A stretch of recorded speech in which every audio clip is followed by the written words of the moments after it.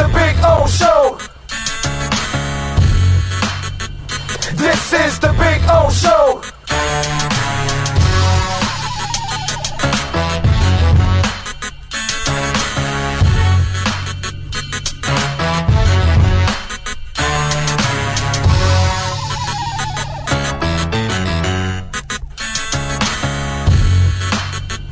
This is the Big O Show. This is the Big O Show.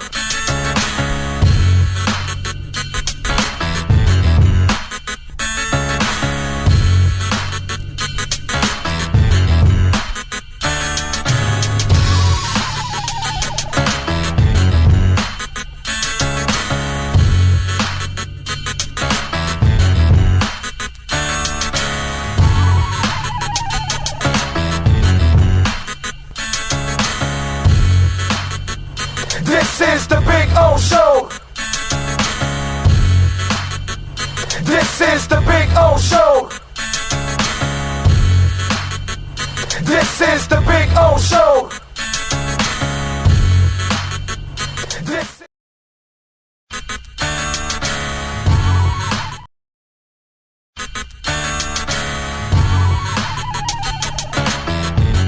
So here's the putting green. See? There you go. Got two flags. One is over there where Cutter's Edge Pro. It's not coming out now. Come on. Come on, wind. Give me a little wind. No, unfortunately. But there you go. And this one says Big O here. There you go. So there's my putting green. It's about, I would say about 25 feet, something like that. I get to practice, have a little fun. See? And then, of course, we got, the bunkers. Got to have the bunkers, man. Got all kinds of bunkers there. You know what I'm saying? So that's a taste of our backyard. There's Maiden right there. Maiden. Bono, how you doing, Bono? Bono. He's a Carolina dog, by the way.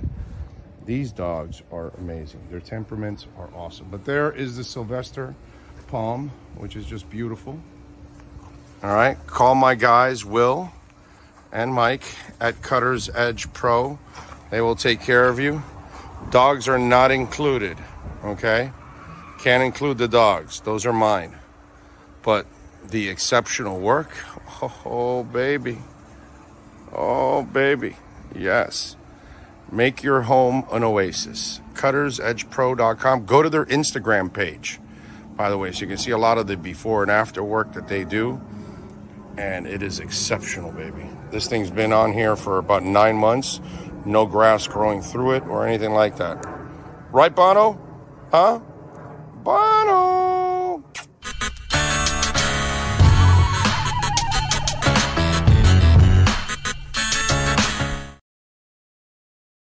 When you move, you need a reliable company led by passionate folks eager to assist its customers during a transitional process that needs to be smooth. Call Essential Moving Experts at 844-368-5750 for all your local and long-distance moving needs. You can rely on Essential Moving Experts.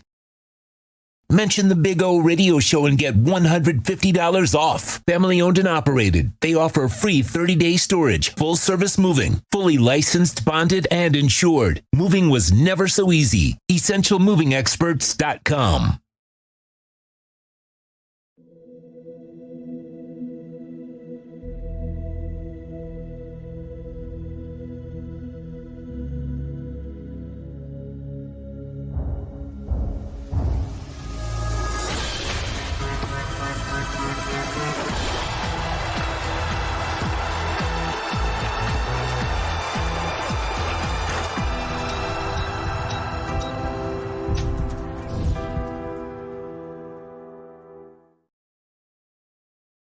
There's no need to drive around South Florida wasting valuable time looking for a new or certified pre-owned Acura. Go to the #1 volume sales dealership in the Southeast United States. Craig Zinn's Acura of Pembroke Pines. Purchase with pace and space in a dealership tailored to your needs. From home buying to providing that personal touch. Contact the 2020 Satisfaction Award winner Craig Zinn's Acura of Pembroke Pines. 888-776-5123. That's 888-776-5123. Or visit them at 15601 Pines Boulevard in Pembroke Pines.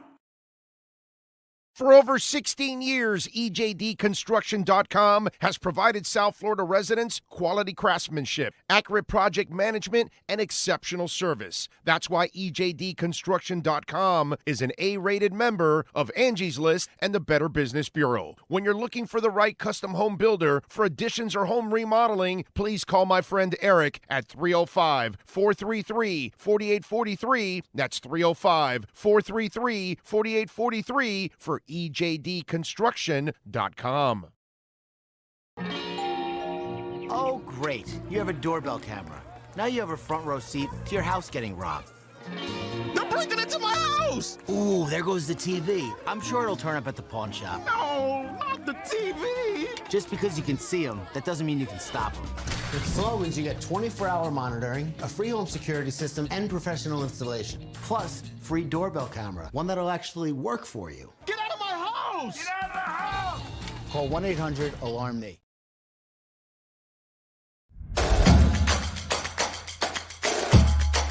Welcome to Caneswear. New store, new items, same great experience. Family owned and operated since 2010, Caneswear has the latest merchandise from the Miami Hurricanes, Miami Dolphins, Florida Panthers, Inter Miami CF, and more. Come visit us at our store in Davie on University Drive, just south of 595, or online at caneswear.com. Caneswear, the spot Miami fans shop. With more than 62 years of litigation experience handling insurance disputes, Welton Rayom is committed to resolving even the toughest insurance claims quickly. At Welton Rayom, they don't get paid unless you win. They handle complex personal injury claims caused by the fault of another in both state and federal courts. They handle auto, trucking, motorcycle, slip and fall, and bicycle accidents. Call 954-966-4646. That's 954-966-4646. Welton Rayom can help.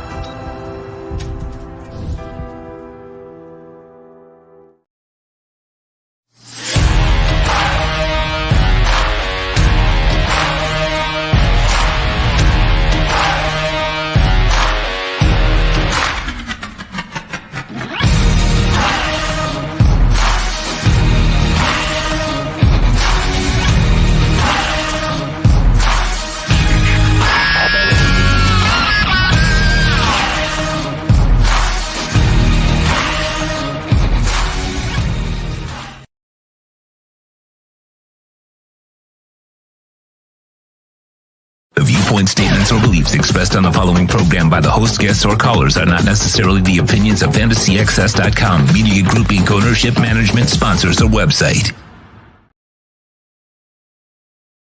When it comes to South Florida sports teams, very few in the media have witnessed, lived, and covered it like the Big O. Let's start the program dedicated to your favorite South Florida teams with a passion that's unmatched. The Big O Radio Show is on. Here's the Big O.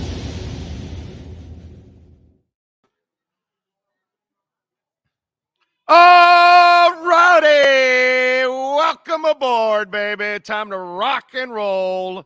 It is a Thursday. You know where we're at. We're at Hialeah Park. Yes, sir. We got that $100 for you right now. The no regret first bet. It's a beautiful thing. Make sure you sign up. Don't use, just in case you have a Hard Rock account. Remember, do not use your Hard Rock, whatever you use, the email or the phone number that you use to open up your Hard Rock account. When you open up this account, use a different one so you can get the $100. If you use the same one, you will not get the money. Okay? It's about D-Monet. D-Monet. You know what? Let me put on the headphones here. Anyway, afternoon, one and all. Hope you are doing well. How you feeling, Sean Stanley? You feeling good? I like it. I like it. Are you guys feeling a little light there on the sports shorts? Did you unload some weight there named Fangio? It looks like it, right? Anyway, we did address that when it broke yesterday, and we talked about all kinds of things related to that. If you didn't catch it, it's there on the platform. I'll go over a couple things maybe I didn't go over yesterday. But again, if you want something thorough on it, you can go now if you want, or later on after the show, you can go check out.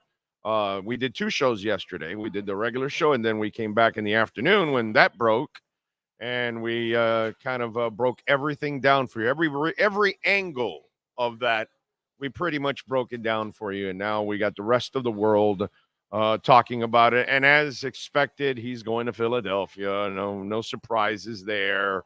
He wants to be there. He doesn't want to be here. And that's just kind of the way it goes. So we'll talk about that. We'll talk about a couple of other Dolphin things that I want to get off my chest. Obviously, I'm sure there'll be stuff you will want to get off your chest. Locally, we'll talk about some things, especially with the Heat, that continue to be an issue.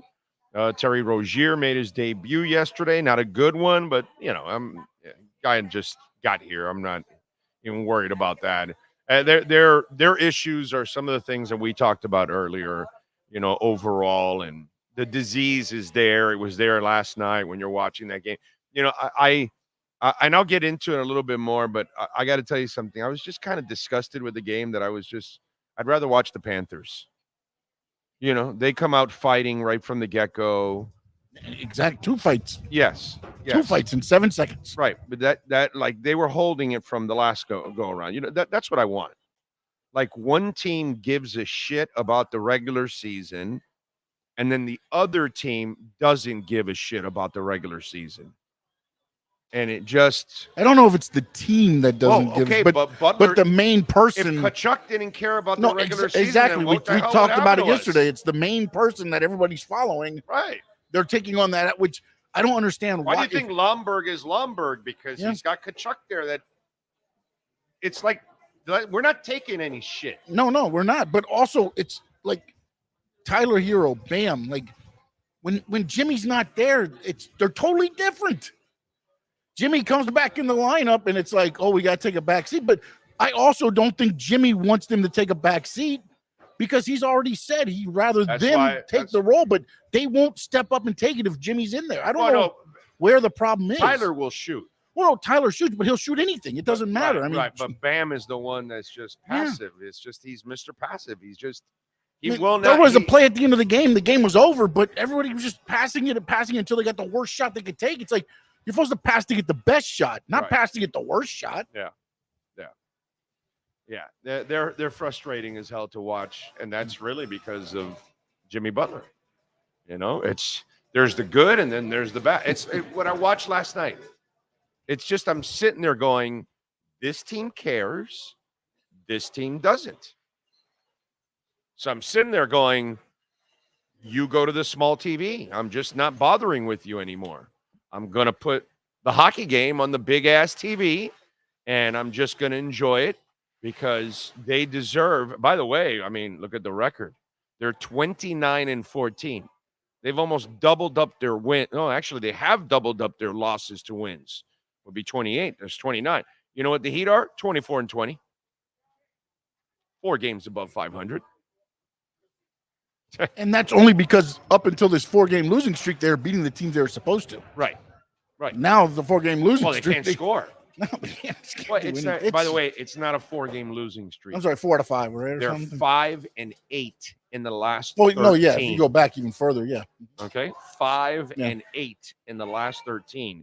Because too many people are staying short-sighted on the because micro. the 5 is where right. the 3 came back together, right. where everybody thought it would change everything, and it hasn't changed. No, anything. it hasn't gotten changed. worse. because it's a fraudulent 3. They're not a big 3, bro. In order for you to be a big 3, all 3 have to be stars. Yes. There's only one star out of the 3. And that star don't care about the And regular that star season. doesn't give a shit about the regular season. It's got to be frustrating. And I'm not. Stars will not be denied. And the other 2 cats can be denied. You know? For Spo, it's got to be frustrating too, because how do you find an answer to this when you can't? When you don't, the people aren't, they're not even playing up to their talents. Yeah, because your best player doesn't set the example, which your best player is supposed to set the example. You think Alonzo Mourning didn't want to play every game? And you think you were going to dick around with Alonzo Mourning on the court? You were just going to hang around or whatever? It's but this is what you got. You see, the problem is the Heat have kind of lost their magic for Wales.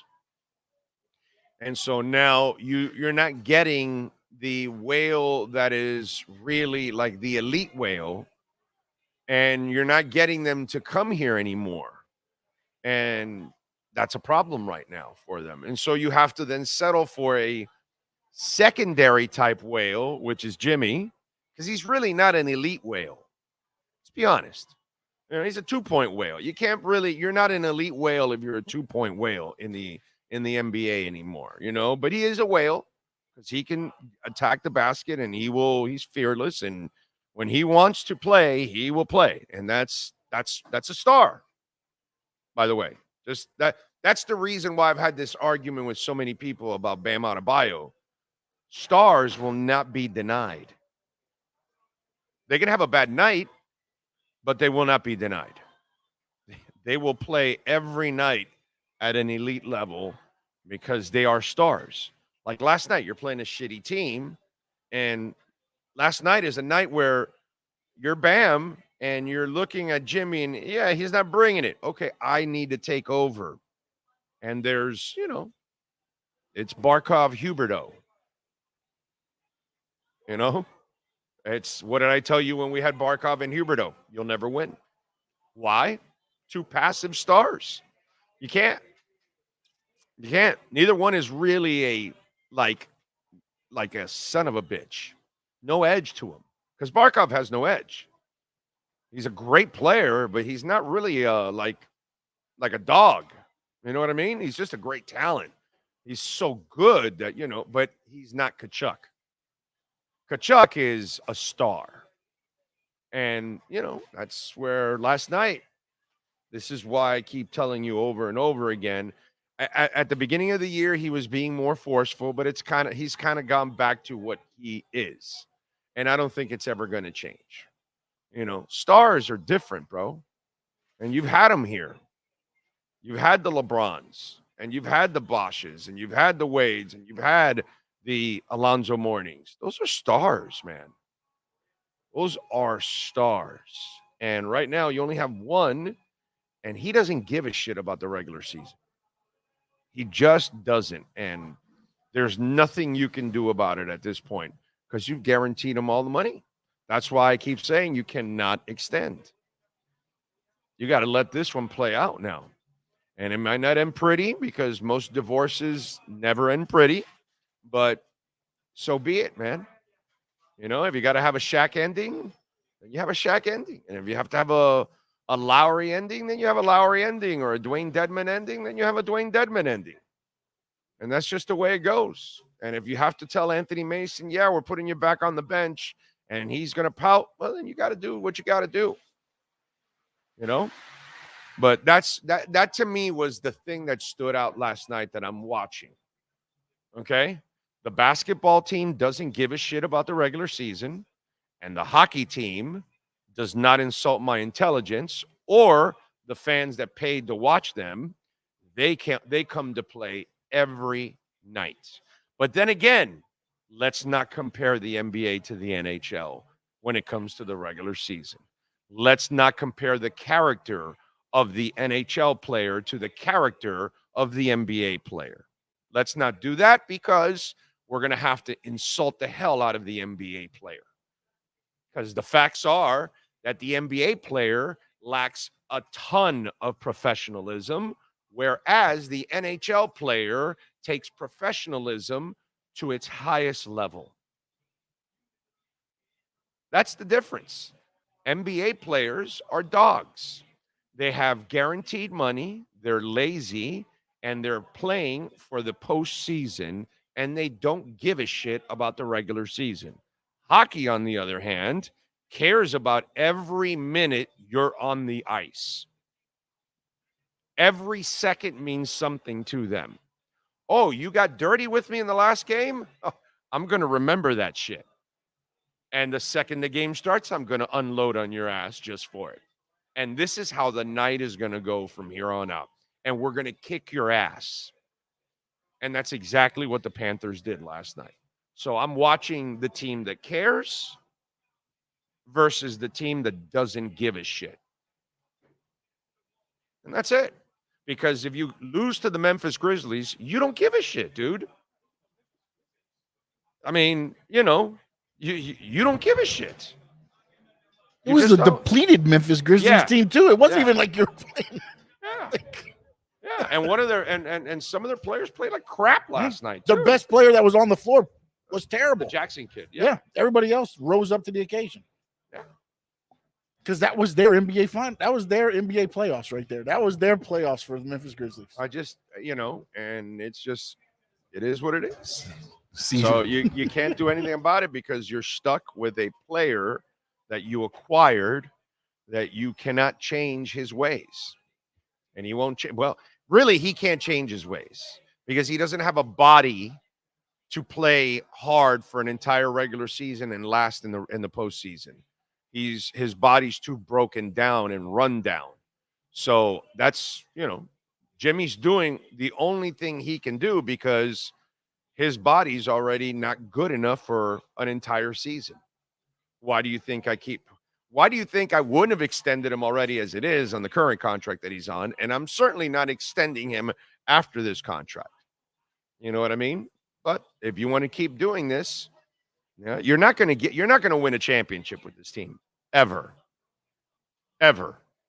You never got the other star, unfortunately.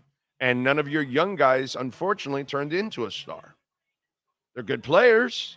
I think now I'm at the point where I give Jaquez the next opportunity. I would have given it to Caleb, but Caleb now can't stay healthy. I don't know what it is with Caleb, but I love his game. He's got more star quality to him than Bam and Tyler, but it still hasn't translated. So now I'm going to go with Jaquez as the guy that may have the chance to be a starter, that can be the mother effer, that never gives up and is just wants it all the time. That's not Bam, unfortunately. He wants to be the guy that helps everybody all the time. He doesn't want to be the guy that says, it's my team, I'm taking over. You guys follow me. That's not in Bam's game, unfortunately. You know. So to me, that was the frustrating part about watching that last night, is that I'm watching a team that just does not give a shit about the regular season. And it's a shame, dude. It's a shame. By the way, you know what I didn't check? How far they've fallen in the standings now. Because they were at 5. I don't even have they dropped to 6 or 7 already? Sean, do you know? I have not. I did not checked. I know one thing though. Solana, I was driving in listening to them. Mm-hmm. And going into January, they were in the top 5 in 3 points. Right. They're now in 28th. Oh yeah. They've dropped all the way to 28th. They don't score 100 points, bro. Yep. So it's an absolute joke. You're gonna have some fun on the chat. Let me tell you, when you go to the chat, you're gonna have some fun. Let's see where we at now. Conference. Yeah, we've dropped to 6 now. So they've dropped 1 spot. And actually they're tied with Indiana for 7. So they're about to drop out of 6 to go to 7. Although Indiana's lost 3 in a row also. Miami's lost 4. Knicks have won 4. Cleveland lost 1. Sixers have won 6. Bucks have won 3. And the team you play tonight has won 2 in a row in Boston. But they're 7-3 in their last 10, where Miami is 4-6 in their last 10. You know what's funny about the Grizzlies is they're 12-12 on the road. Wow. So they're actually not a terrible. They're not team. a bad team on the road. Considering they're a bad team, yeah. They're not a bad team on the road. Yeah, you're right about that. No, actually, they're 13-12 now on the road. I'm sorry that we put them over. So. Yes. Yeah, they're 4-15 at home. I'm looking at it now. Jesus Christ, 4-15. Yeah, just rest away games. Let's go. That is terrible. And Miami's 12-11 on the road, 12-9 at home. Like, you're barely over 500 at home. That's pathetic, dude. You know, and to me, again, I just call things like I see, and I'm sorry if any teams get pissed off or whatever, but you don't get your money's worth as a Heat season ticket holder at all. At all. At all. You're just hanging on for the postseason.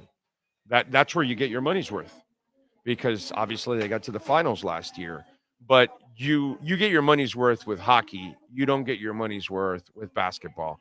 You're almost better off buying season tickets for hockey and buying individual playoff tickets for the Heat. Yeah, because you're not going to get home field either, or home court, because most times they're down in the because the lowers of the play-in. Right, because he doesn't give a shit about the regular season, so you're never going to be at the top. You should be a top 4 team with Jimmy Butler playing like, Matthew Tkachuk. But since his body can't hold up and he can't play like that throughout an entire season, because that's what it is. Jimmy Butler wants you to give him max money, but he can't give you max effort. Isn't that interesting? It's pretty amazing. Yeah, I need you to pay me a max salary, but I'm only going to play about 20% of the time in the regular season. I know that he'll show up for more than half the games, but he's not really, like, did he show up last night? Was that called showing up, or was that called going through the motions? I wouldn't call Jimmy Butler didn't show up last night. He might have played, but he didn't show up last night. I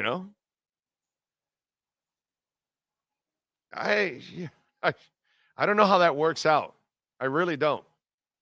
And I don't mean to be negative or anything like that. I'm a huge fan of the Heat organization as it is, but this is a basketball problem. This is an NBA problem. And by the way, it's a bigger problem for the Heat than most teams. Why? Because you have a star player who openly doesn't care and doesn't try during the regular season. Openly. We all know it. We all talk about it. They write about it. They talk about it on radio. They talk about it on television. They talk about it on platforms. Jimmy Butler doesn't care about the regular season. And so this is why you were in the play-in game last year. You were in a fourth quarter trailing I want to say they were trailing the Bulls with 7-10 minutes left in the fourth quarter or something.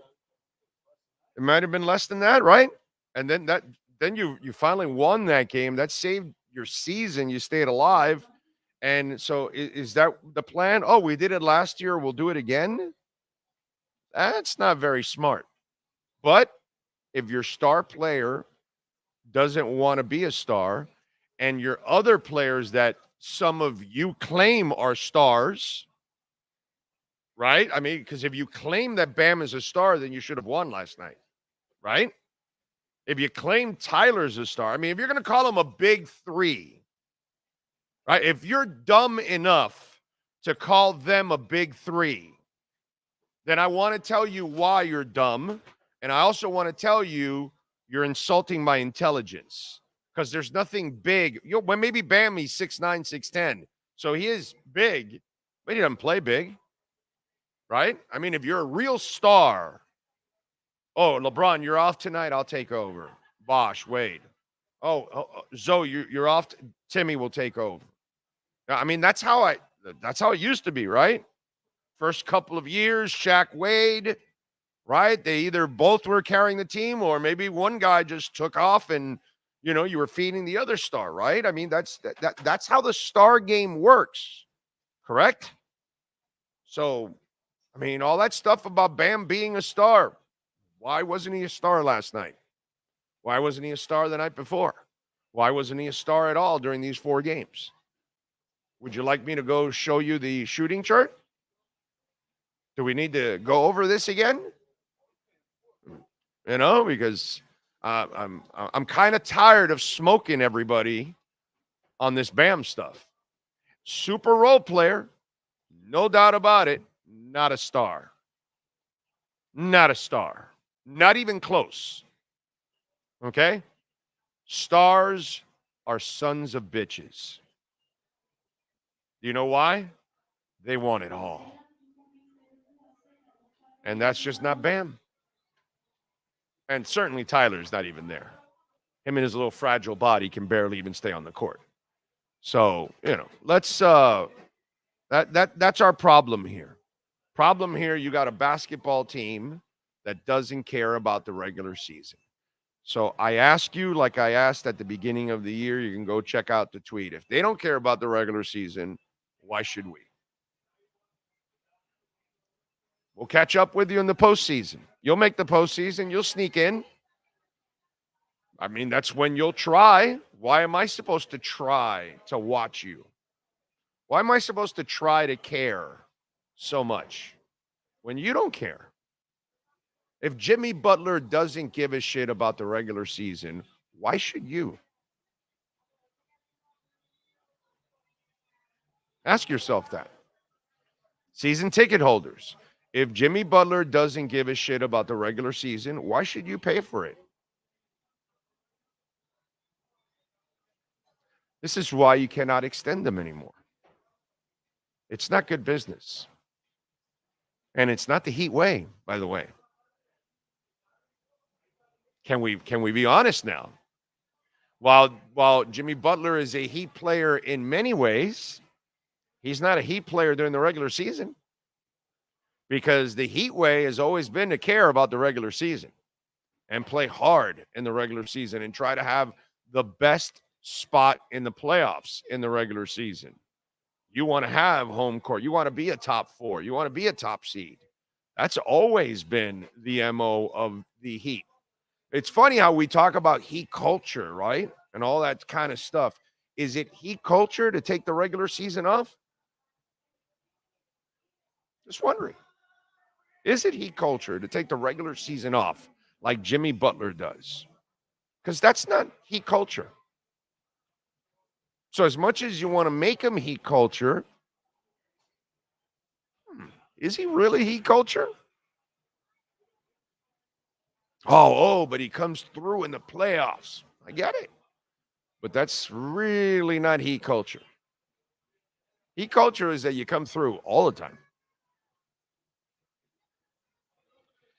Charlie Sinclair, thank you for the love in the super chat. Remember, you can make a donation through Cash App or Venmo at Cash Big O Show. That is Cash Big O Show, Cash App or Venmo. And, of course, you can always make a Bitcoin donation, which is our favorite. And now with the dip, it's a beautiful time to make a Bitcoin donation. Plus, it makes us friends forever, you and me. Yeah, man, because if you make a Bitcoin donation, that's a donation that keeps giving and giving and giving because it's going to grow. So I appreciate that. Cash App or Venmo, Cash Big O Show. And you can make an Ethereum donation. Nobody's ever made an Ethereum donation. That's funny. It's hilarious. Charlie Sinclair, thank you, sir, for the super chat. What do you think about Harbaugh to the Chargers? I wish them well. I'm not convinced, as everybody else is, with Harbaugh to the Chargers. And in San Francisco, he had two of the best personnel minds in football in the last 40 years. So, that really helped him out a lot. He better knock it out in personnel because they've got to turn over that roster. So we'll see. We'll see. But I can't say that I'm really nervous that Harbaugh's in the Chargers and he's going to take the NFL by storm or something. It took him forever at Michigan to finally win that national title. So, yeah, all right. True Fin fan, thank you for the love in the super chat. Big 3, you mean big week, yeah? Week 3. We could call him the week 3. That's probably the better name for them. True Fin fan again. Heat culture never takes days off. Ah, but Jimmy does. Yeah. Mr. 954. Big O, why are you always so late to your own show? Why are you new? It's Thursday. It's 3:00 every Thursday. You got to be informed to comment. You have to have information and facts, sir. You sent in a super chat and we appreciate it, but you sent in a super chat and you look stupid because we've been here every Thursday for, I don't know, 4 years now, 4 years now, I think, right? Because Bill started it and then you've picked up. You've been doing it at least 2 years, right? So at least 3 years we've been doing a show at 3:00 in the afternoon every Thursday. Every Thursday we're on at 3:00. So I'm actually not late to my own show, but I can be late to my own show because you just said it. It's my own show, and I don't answer to anybody. There's no corporation. There's no ESPN. There's no QAM. There's no Sirius. There's no nothing. I don't answer to anybody. Sean doesn't answer to anybody. We answer to no one. We do as we please. So that's the beauty of having your own show, sir. You can actually go on whenever the hell you want. Like yesterday, I went on right when Fangio, dumped the Dolphins and did a whole, I went like an hour and, I told my wife, no, I'm going to do 45 minutes. And I did an hour and 45. Yeah, I know. It's, I can just talk a lot of shit all the time. Yep. You are correct about that. So, Mr. 954, remember, it's my own show. So, yes, we are on time today, but we can be late whenever we want or take a day off if we feel like it. It's a beautiful thing.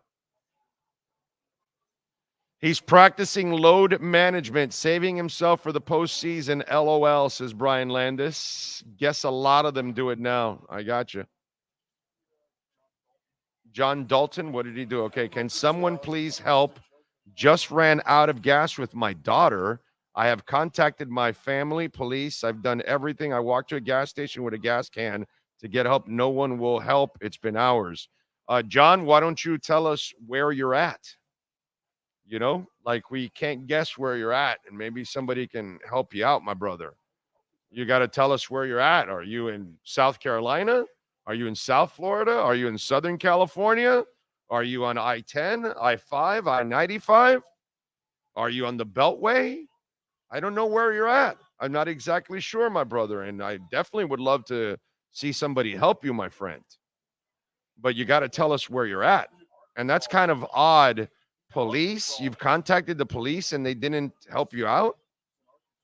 Oh, he's in Arkansas? Wow. But where? Arkansas, where? What highway? What exits? What, truck stop? Something. Give us something, my brother. So we can try to, maybe we have another listener somewhere in Arkansas. We got listeners all over the world. We're blessed in that sense.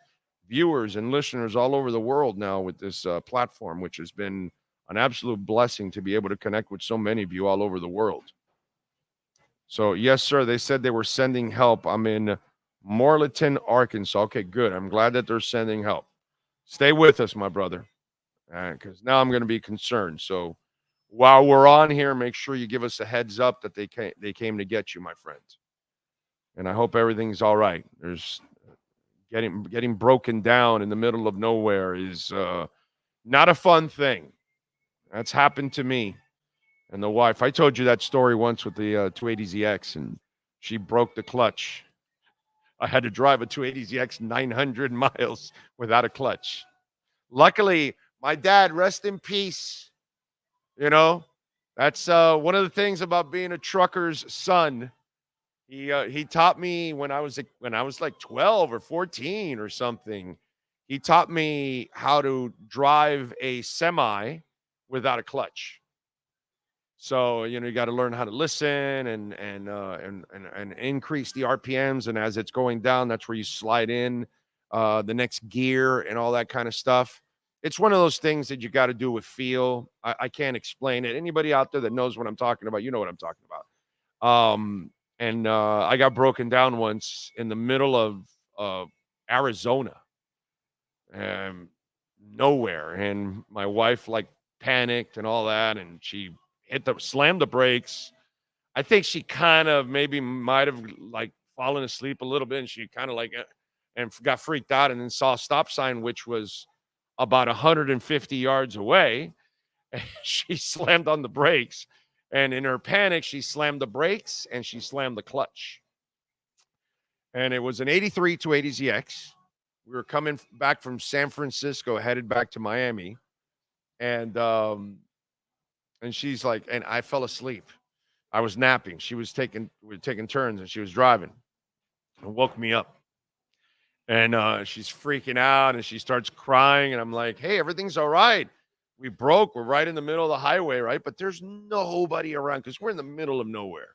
There's nobody around, and there's nobody behind us, nobody in front of us, nobody in the lane, coming against us, right? Nothing. I'm like, everything's all right. And she's like, oh, I broke the car. And I'm like, what are you talking about? The engine's running. Everything's fine. She's like, no, look at the clutch. And the clutch is going like this. And that's where the skill my dad taught me when I was a youngin' came into play. And little did I know that a couple of decades later, the skill my dad taught me, which, when am I going to need to learn how to drive without a clutch? Like, who would need that shit, right? And this guy needed it. So, Dad, rest in peace, my brother. You were amazing. You were amazing. So, John Dalton and daughter, hang in there, man. All right? We're there with you, and I hope everything goes well and help is on its way, man. Brooklyn Rob says broke down in Arkansas is even scarier than breaking down in Hialeah. At least in Hialeah, it's so damn crowded that there's still be tons of people around. That's for damn sure, bro. I mean, Hialeah is like the human sardine can. It's kind of the way it is. You don't really drive out of Hialeah. They kind of like get a can opener and then you squeeze out. It's kind of what you do in Hialeah because you're all stuffed in there in Hialeah. It's kind of what it is. Big O, what do you think about the idea of Vrabel getting the DC job, and if McDaniel gets fired next year, he becomes the head coach? Let me ask you something. How much dope have you done to come up with that one? Because Vrabel's not taking a DC job for anybody. He doesn't need to do that. He'll take a head coaching job. He'll be getting paid. If he doesn't take one this year, he'll take one next year. Somebody will hire Mike Vrabel. Mike Vrabel is not going to take a step down to become a head coach, my brother. Get off the liquor, get off the dope. Whatever it is that you're doing, it's affecting your thinking. Okay? Not going to happen. Let's see. True Fan says, I'm a truck driver. The clutch on a truck is only used in first gear. Your wife didn't burn the clutch. She broke either the throwout bearing or the clutch cable. She broke a plastic piece that I don't know what it is. I'm not a mechanic, bro. Okay. But I tell you, because I drove from where we were at to San Antonio or no, El Paso. El Paso's first.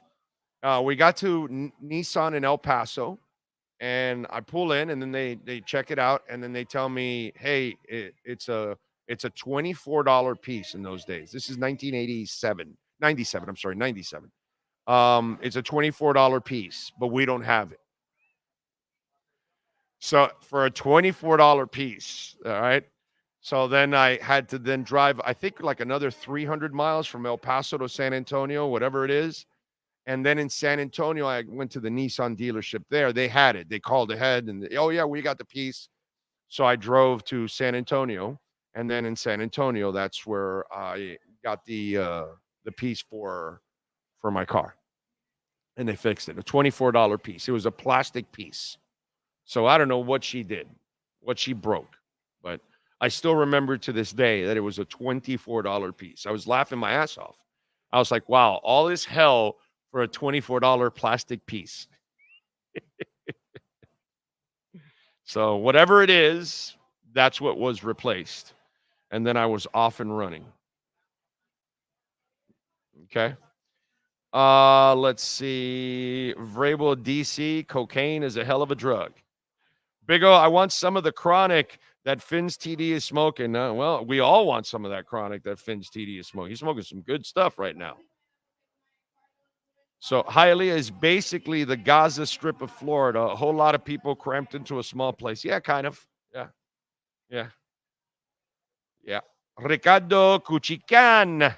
A new DC means a completely new defensive scheme. Again, Flores, Boyer, Fangio. The window is small. So many changes doesn't help. That's why, Ricardo, as we talked about it yesterday, and we told you guys yesterday, I think it's going to be Hill or Campanelli. I think he's going to hire from within. Plus, it's good PR for him, for his staff, to try to keep them together and all that, because that means you have opportunities to get hired from within. By the way, did you see that one of the coaches that was fired was the assistant to Danny Crossman? So they're blaming the assistant and not Danny Crossman? His fault. Yeah. Danny Crossman's busy during the game. The assistant should be doing everything. I'm like, you fired the assistant? What about the main guy? So he went all Serriani on him, huh? Yeah. Just throwing everybody else. It's throwing everybody else off the boat, man. That's ridiculous. Right?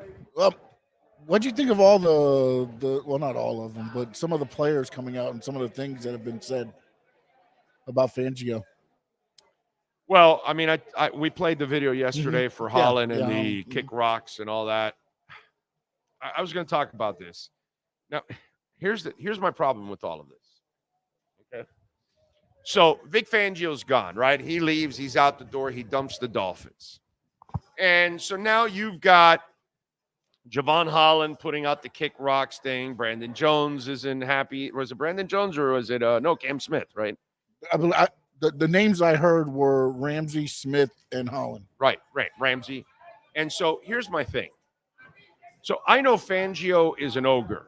I understand all of that, okay? He dumped the Dolphins. Let's get that shit straight, first and foremost. He might not have been a great fit. He might not have gotten along with all the players. Maybe not. I don't know. But their defense was pretty good overall. I know the Tennessee game becomes a thorn in his side because that was a great failure on his part. Okay, I understand that part, and he has to be held accountable for that loss because that loss was you cannot give up those 2 touchdowns with 3 minutes left. No freaking way. And the 2-point conversion, by the way. Not only did they give up the touchdown, but they gave up the 2-point conversion on top of all of that because they needed 15 to win that game. And Vrabel went with the 2-point conversion that first go-around, and he got it, and then he got the extra point, and it was done, and they ended up winning. So, to me, they responded overall. They played. They were one of the top. They have a sack record for the franchise. I mean, the guy did a good job overall, but he dumped Miami. So the players can say they were mad about this or they were unhappy with this or that, or maybe the way he did things, or maybe Fangio did it on purpose because he wanted to get the hell out of there too. Who knows? But the bottom line is, this was more about Fangio saying no to Miami. Will it be a good thing for Miami? Maybe, maybe not. I don't know. But I know this. Fangio's a hard ass, right? Well, so is Butch Berry, apparently. So I don't know. I'm not exactly sure what happened behind the scenes, but from what I've been able to gather, it wasn't a good fit anyway. And whether it wasn't a good fit because the old man in the end just used this as a stopgap, or because maybe he also saw that Mike McDaniel's unorganized on his end and said, yeah, no, I'm not, this guy's not a long-term coach. I'm out of here. Because I think there's some of that for Vic Fangio. So you tell me, I think it's a lot easier for the Dolphin to just try to make yourself feel better by just picking purely on Fangio. Oh, and good riddance. Oh, yeah, and some of the players didn't like him and this and that. Well, guess what? They were pretty successful with him this year, considering all the injuries. And if you didn't like him, shit, you played like you liked him. Overall, I think Vic Fangio, I think a lot of people in that building were probably turned off by the fact that he was turned off by them, that he's the one that didn't want to be there. And they were probably all insulted or bothered by this, like they should be, by the way, because the most accomplished coach in the building decided to leave. Okay? The most accomplished coach in the building decided to leave. It's not a good look for the franchise. It's not a good look for the head coach. Okay? And the players can complain if they want, but, you know, my problem is, as a franchise, complain when you've got the stature to complain. Like you've accomplished a lot, and then you don't belong with us. But when you haven't accomplished anything, the complaints kind of fall on deaf ears for me, to be quite honest. Okay? I may not have been happy perfectly with Fangio. Some of you may not be either. But in the end, he did a solid job. Not a great job, but he did a solid job. He didn't do a bad job here. He accomplished some stuff here overall with this team. He's still a damn good defensive coordinator. Maybe this wasn't the right fit, but I'm not going to spin it like he was the problem here. I'm not changing anything here. Boyer was not the problem last year, and Fangio was not the problem this year. I'm going to stay absolutely consistent on this. The biggest problem in 2022 was Mike McDaniel. He and the offense failed several times. The biggest problem in 2023 was Mike McDaniel and his offense that continually failed. Okay, so let's not kid ourselves here.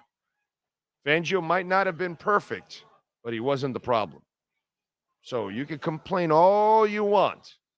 What needs to be corrected more than anything else is the way Mike McDaniel handles the team, the way he coaches the offense, and the way he constantly puts his offense in a disadvantage. So he needs to do a lot of growing up. Do not allow this Fangio stuff, just like the Josh Boyer stuff, really make you go away from the real issue here. The real issue is Mike McDaniel, and he's got a lot of fixing to do this offseason. Remember, you can make a donation through Cash App or Venmo at Cash Big O Show. That is Cash Big O Show, Cash App or Venmo. Joe Hernandez on Cash App. Thank you, sir. He says, for Big O, you're the best. Keep doing it. Thank you. Very nice of you. Thank you, Joe Hernandez. Very, very nice of you, sir.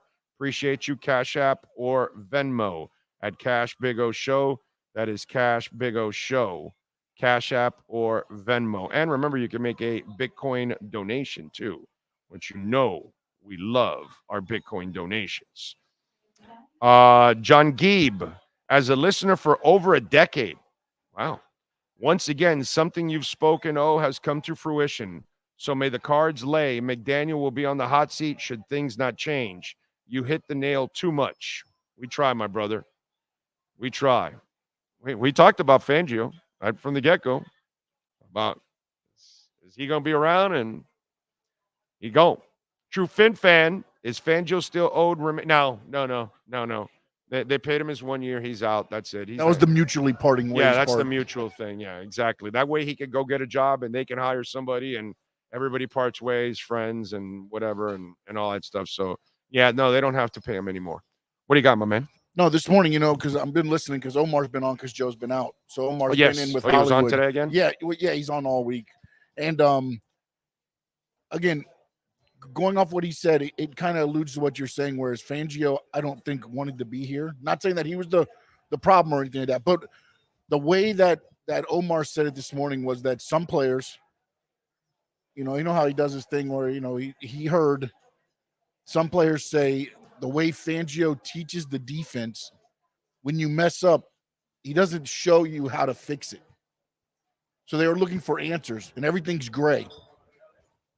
But he doesn't. So that's where and again, I think maybe some of it's a generation thing where maybe you're used to somebody showing you step by step, and maybe Fangio's more of, look what went wrong. Okay, now where were you supposed to be? Or, you know what I'm saying? But there was a disconnect a little bit there. And again, not saying anything against Fangio, but I believe some of that was where some of these players, maybe a generational thing of teaching, where Fangio's been doing this for so long, he wasn't going to sit there and be like, hey, you were supposed to be here, not here. You stepped up. He was saying that it just was so gray. My problem, that some of the players were put off by that. My problem is that it's the first year of the scheme. Yeah. So they weren't going to be perfect this year anyway. They weren't going to be able to get all the ins and outs of it. You kind of had to grow through the process of it. You didn't get to do that. Plus, you had a ton of injuries. So that put other players on the field, and then those players weren't ready, and you had to kind of fast track some of those. So I think it was but overall, the stats. No, I mean, the defense, if you look at the numbers, they were there. They're pretty good. But there were times, I guess, when things were bad, like they weren't, I guess, in their eyes, they weren't told how to fix said problem. But again, I don't know the defense scheme of Fangio's. Maybe there's not really necessarily. Maybe they told you what to do and you didn't do it. And that's why he's like kind of telling you, yeah, that's why you need to do what I told you to do, because you're not following what I'm doing. And then you went and did your own shit. This is why the mistake happened. Maybe they're, so I don't know. I'm going to go in this case here. I'm just going to go when it comes to X's and O's, I'll lean to the coach because he's the guy that's had all the success. The Dolphins have had none. Yeah, he's had success everywhere he's went. It's not like it's only worked in certain environments. It's worked everywhere. Every defense he's had has been excellent. So I'm going to lean to the old man on that. Okay? Again, the problem here, do not try to shade this. Do not try to hide it. Do not try to, try to give me the okie doke, and then you're going the other way. The problem here is Mike McDaniel. Okay? It's Mike McDaniel. It's not Josh Boyer. And it's not Vic Fangio. Okay? The real problem here is Mike McDaniel, and he's the one that needs to fix his issues. He's the one that's constantly unorganized. It's his team that constantly makes mistakes. He's the one that struggles to get plays in on time. He's the one that can't win challenges. Okay? Mike McDaniel is the one that has a laundry list of issues to fix as a head coach. He wants to be everybody's friend, and there is no discipline on that team. No one is to blame but Mike McDaniel. Period. End of story. That's where it begins, and that's where it ends. It's not on any player. It's not even on Danny Crossman, because Mike McDaniel keeps Danny Crossman around. Am I wrong here or am I right here? So the problem here is Mike McDaniel. That's it. No more. I don't care about Fangio. I really don't. He's gone, fine, doesn't want to be here, wants to be in Philadelphia. His family's there, whatever. God bless you. Go ahead, bro. Get out of here. That's it. Move on. But I'm more worried about Mike McDaniel having to fix his issues for next year, because I know where we're headed. And I know that at the end of next season, it's not going to be pretty if we see the same kind of stuff.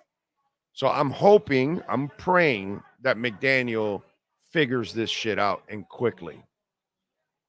I don't know how he's going to do it, to be quite honest. That's the part that really baffles me. I don't know how he does it. Let's see. Big O, whether Vic Fangio did good or not in people's minds, it came down to that he just didn't want to be here. He took advantage of the one-year pay and left the team he truly wanted to be at. Exactly. That's it.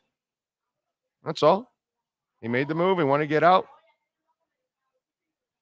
Big O, someone needs to tell McDaniel kiss and quit over coaching during a game. I totally agree, Brett. Jermaine, when he didn't have X or Ramsey, his scheme looked like absolute when you don't have a secondary, it's hard. You know, Josh Boyer didn't have an entire secondary last year. He had one guy, Holland, right?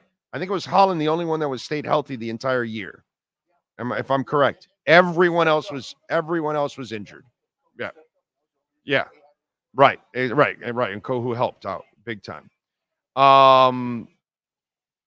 I didn't like the Fangio defense from the Chargers game. Asked my family how much I disliked the defense, but that was early in the season. McDaniel, I gave more time, but I never liked his deliver from the plain FaceTime with Tua.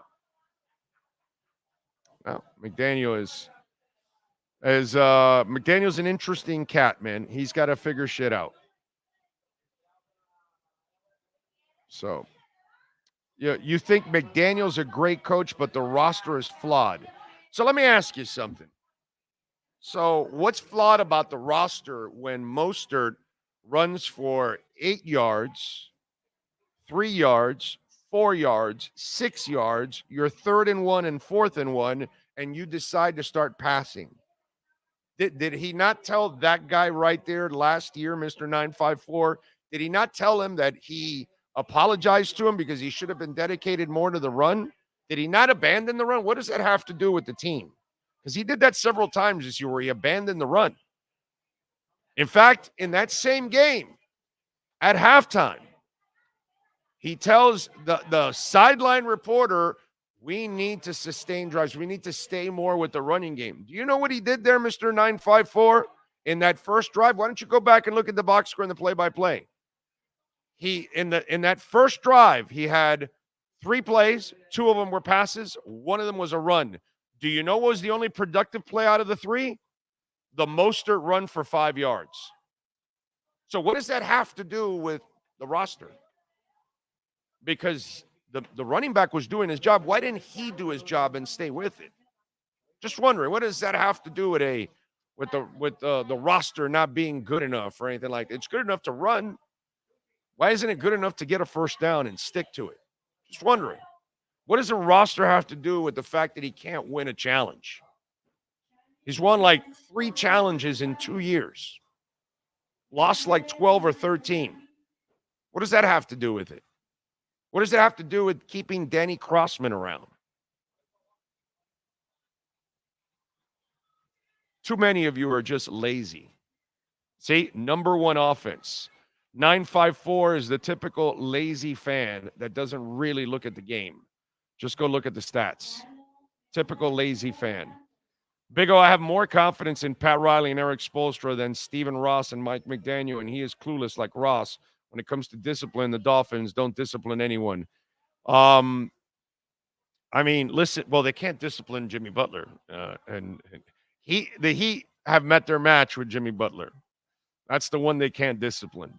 But he shows up in the playoffs, so they kind of let it go.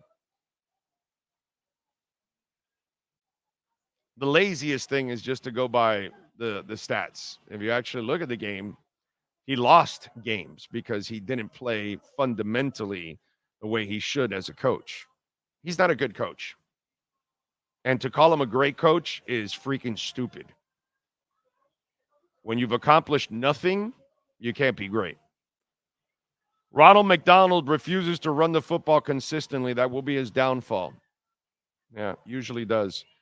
So now if they hire from within, what makes me think they will be any better than they were this year with another coaching change? I hope that's not the case, and they can still be a contender in 2024.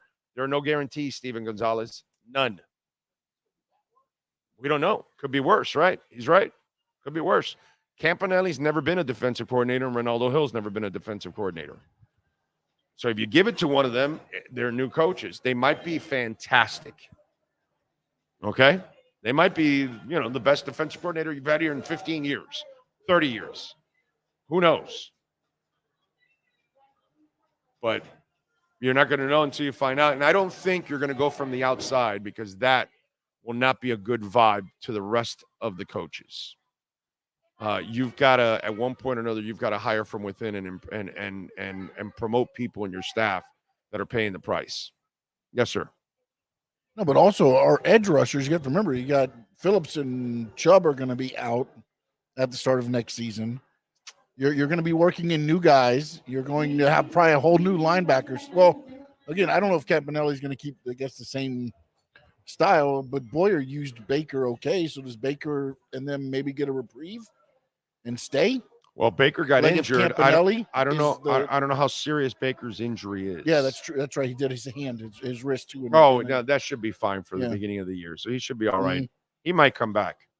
Now that Fangio's there, we're he's gone. It's changing things. So now maybe you don't lose as many of the, the role. I don't know if you call them role player, but the role players that you might have lost with Fangio there because with Fangio there, right? Yeah. And maybe Kohu plays better under another coordinator. Yeah. Does this save like Raekwon or any of those guys? You think all those guys are gone? Who? Like Raekwon or all those Raekwon's guys? gone. Okay.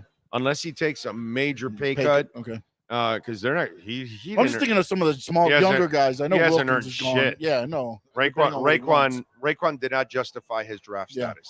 No, not at all. He was not a good draft pick, unfortunately. I mean, he wasn't a bad draft pick. He wasn't a great draft pick. He was okay. Let's put it that way. And Campanelli was here bad. during Boyer too, right? Huh? Campanelli's been here through Boyer, and now he stayed on with Fangio. Yes. Right. Okay. So, yeah. So you might. I think that's why, for continuity purposes, I think they'll go from within. I really do.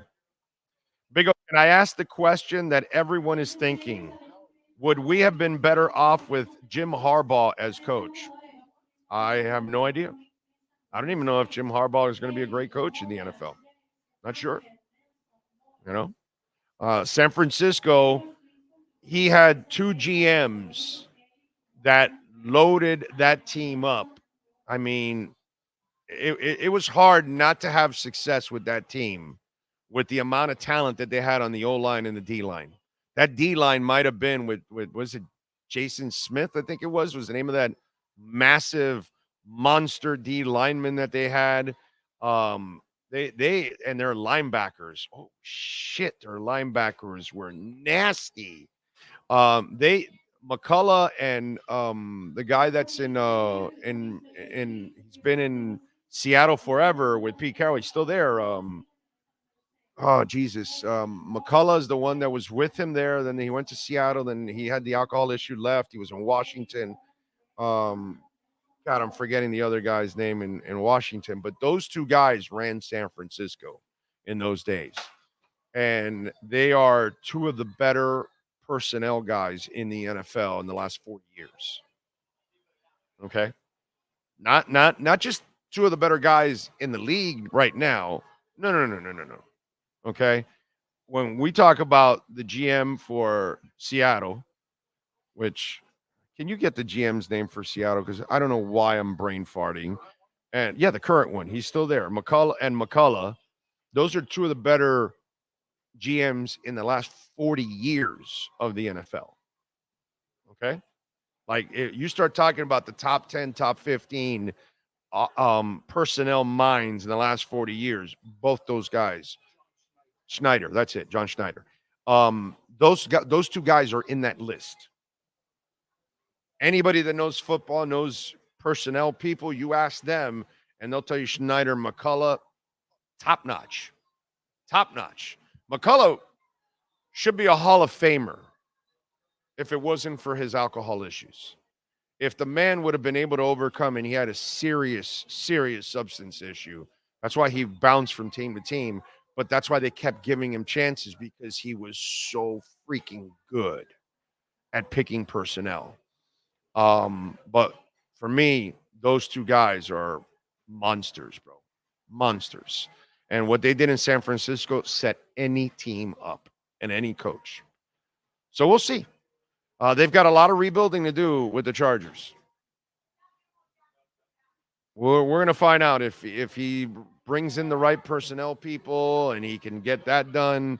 I know he was. I know it was quirky for him too in San Francisco at time with the players because of the way he is. He might also be built more for college than the NFL. We'll see. I think there's a lot of hype behind this hire, but I'm not necessarily convinced that he's going to be so phenomenal that people, I mean, it took him a long time to get to the pinnacle finally at Michigan. And he had every resource you can possibly have and had to cheat on top of all of that to get to where he's at. You know what I'm saying? So I have my reservations about Jim Harbaugh. I don't have my reservations at all about John Harbaugh. And by the way, if he ever does win a title this way with this offense and that quarterback, that's going to be one of the greatest feats ever. And his determination to stay with that kind of game, it just shows me how much John Harbaugh is a great, great coach, man. He really is a great coach. Yes, sir. And I know we got Fonus. I know we got Fonus. Did you hear the results of Peacock's game that they did? Oh, no. So Peacock's exclusive NFL playoff game generated 2.8 million subscribers per variety. That's at least $17 million in revenue, plus commercials and whoever didn't churn, and it's the single biggest subscriber acquisition event ever. Safe to say, there will be more exclusive games. Of course. And that's from Joe Pompliano. Yeah, that's where we're going. Yeah, man. Platforms are the way. Prime TV got the Bally's. I'm waiting for the Heat to start playing on there. Yeah, it's going to be on Amazon, right? When does it start on Amazon? Okay. Yeah, we get to watch the team that doesn't give a shit about the regular season, the Miami Heat. But will the Panthers also be on Amazon? Because that's the team that gives a shit about the regular season. I don't know. I'd spend my money on the Panthers, not on the Heat in the regular season. The Heat tells you what they want. Yeah, we're in the postseason. That's when you spend your money. That's what you do. All right, let's do it. Hour number 2 is next. The man, the myth, the legend that is David Furones up next. I think I know what this is. Houston, we have a package. Hello? No matter where you are, the Sloman Shield home security system guards your home. With next-gen perimeter protection, 24/7 monitoring, and interior motion sensing. And right now, get a free Sloman Shield security system and doorbell camera, all professionally installed, for free. Shield your world, the Sloman Shield.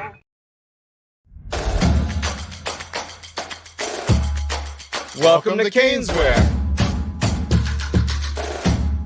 New store, new items, same great experience. Family owned and operated since 2010, Caneswear has the latest merchandise from the Miami Hurricanes, Miami Dolphins, Florida Panthers, Inter Miami CF, and more. Come visit us at our store in Davie on University Drive, just south of 595, or online at caneswear.com. Caneswear, the spot Miami fans shop. Welton Rayom has more than 62 years of litigation experience handling insurance disputes. They're committed to resolving even the toughest insurance claims quickly. Call them for a free consultation. 954-966-4646. At Welton Rayom, they don't get paid unless you win. Property damage claims to your home, business, or condo as a result of a hurricane. Welton Rayom can help. Water, mold, fire, smoke damage, Welton Rayom can help. Call 954-966-4646. The viewpoints, statements, or beliefs expressed on the following program by the host, guests, or callers are not necessarily the opinions of FantasyAccess.com, Media Group Inc. ownership, management, sponsors, or website. All rise, football fans, as the Welton Rayom Miami Dolphins Report with David Furones is in session.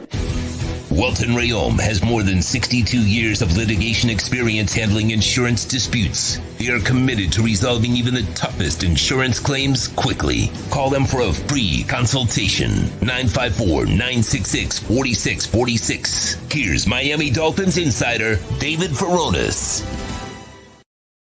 There he is. And for you folks out there, stop it with Vrabel and defensive coordinator.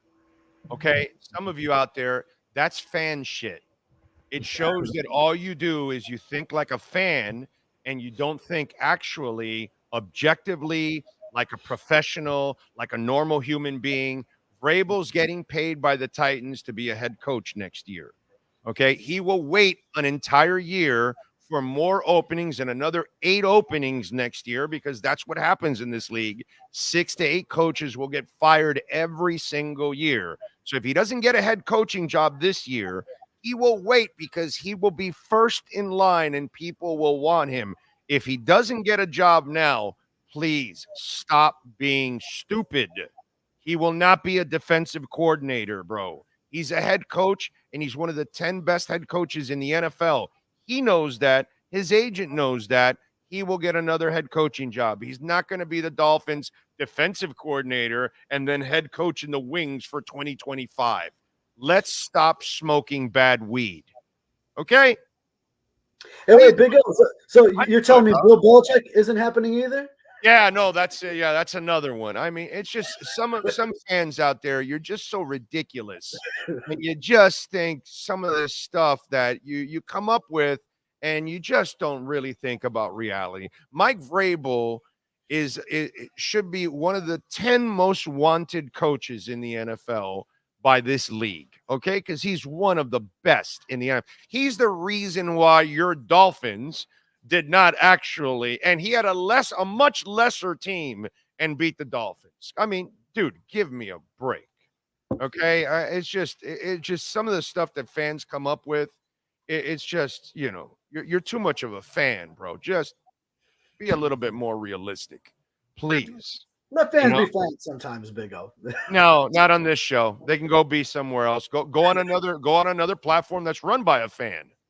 And then that way you all think the same and you can have all your silly thoughts. Here, we're going to straighten you out and we're going to tell you, hey, wake up. Get out of your dream. You're dreaming. You're not banging Halle Berry. Wake up. So we got to wake them up here. We live in reality here. We don't play that fantasy stuff. So your thoughts on the Fangio deal? What'd you think? Yeah, I mean, we knew from going back that he really liked the Philadelphia Eagles as being a Philadelphia guy. When he was asked during the season, hey, if the Gannon stuff wouldn't have happened with the tampering, would that have been somewhere where you would have gone? And he said he couldn't confirm or deny it. He didn't really shut it down. So it's something that just the whole time it kind of left you like, okay, this isn't his number one option. And sure enough, timing didn't work out then. It worked out now for him, and so he's gone. First chance he gets, and obviously the way the season went as well, then it sort of inclined something like this to happen. He wasn't getting along with a lot of the players. Jalen Ramsey complaining about his schemes and Fangio schemes, and Ramsey's role in a lot of the defenses, not being able to shadow certain guys, whether he's in those zones all the time. And I saw one stat that the Dolphins were actually playing press coverage the second least all season. That's on a team with Jalen Ramsey and Xavier Howard. Granted, we know that's not Fangio's style, but maybe a little bit more of some give and take from him could have worked out better. And then you saw some of the player reaction, not only Ramsey, what he has said, but that you also see Javon Holland kicking rocks and posting that video, telling Fangio to kick rocks. Cam Smith saying he's unlocked now.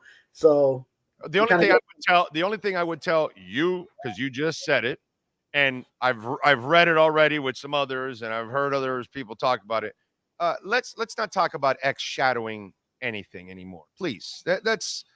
That's not accurate, okay? Jalen Ramsey, you could talk about shadowing, but X hasn't been a shadow corner for a while now. He has not played well since he had his 10 interceptions. He has 7 since then in 3 seasons, and he has not looked good overall. So let's not X. I wouldn't trust X anymore shadowing anything at this point. Let's be honest now, so let's not talk about that. And by the way, for Jalen Ramsey on shadowing, last time I checked, he shadowed a receiver into the game-leading touchdown for the Dallas Cowboys. And then Miami had to come back and win that game too. So, let's not make it sound like, oh, no, if you shot him, that's it. It was going to be over. You know what I mean? Everybody's going to get burned. Everybody's going to make mistakes. Here's my problem with the whole with the whole old man stuff.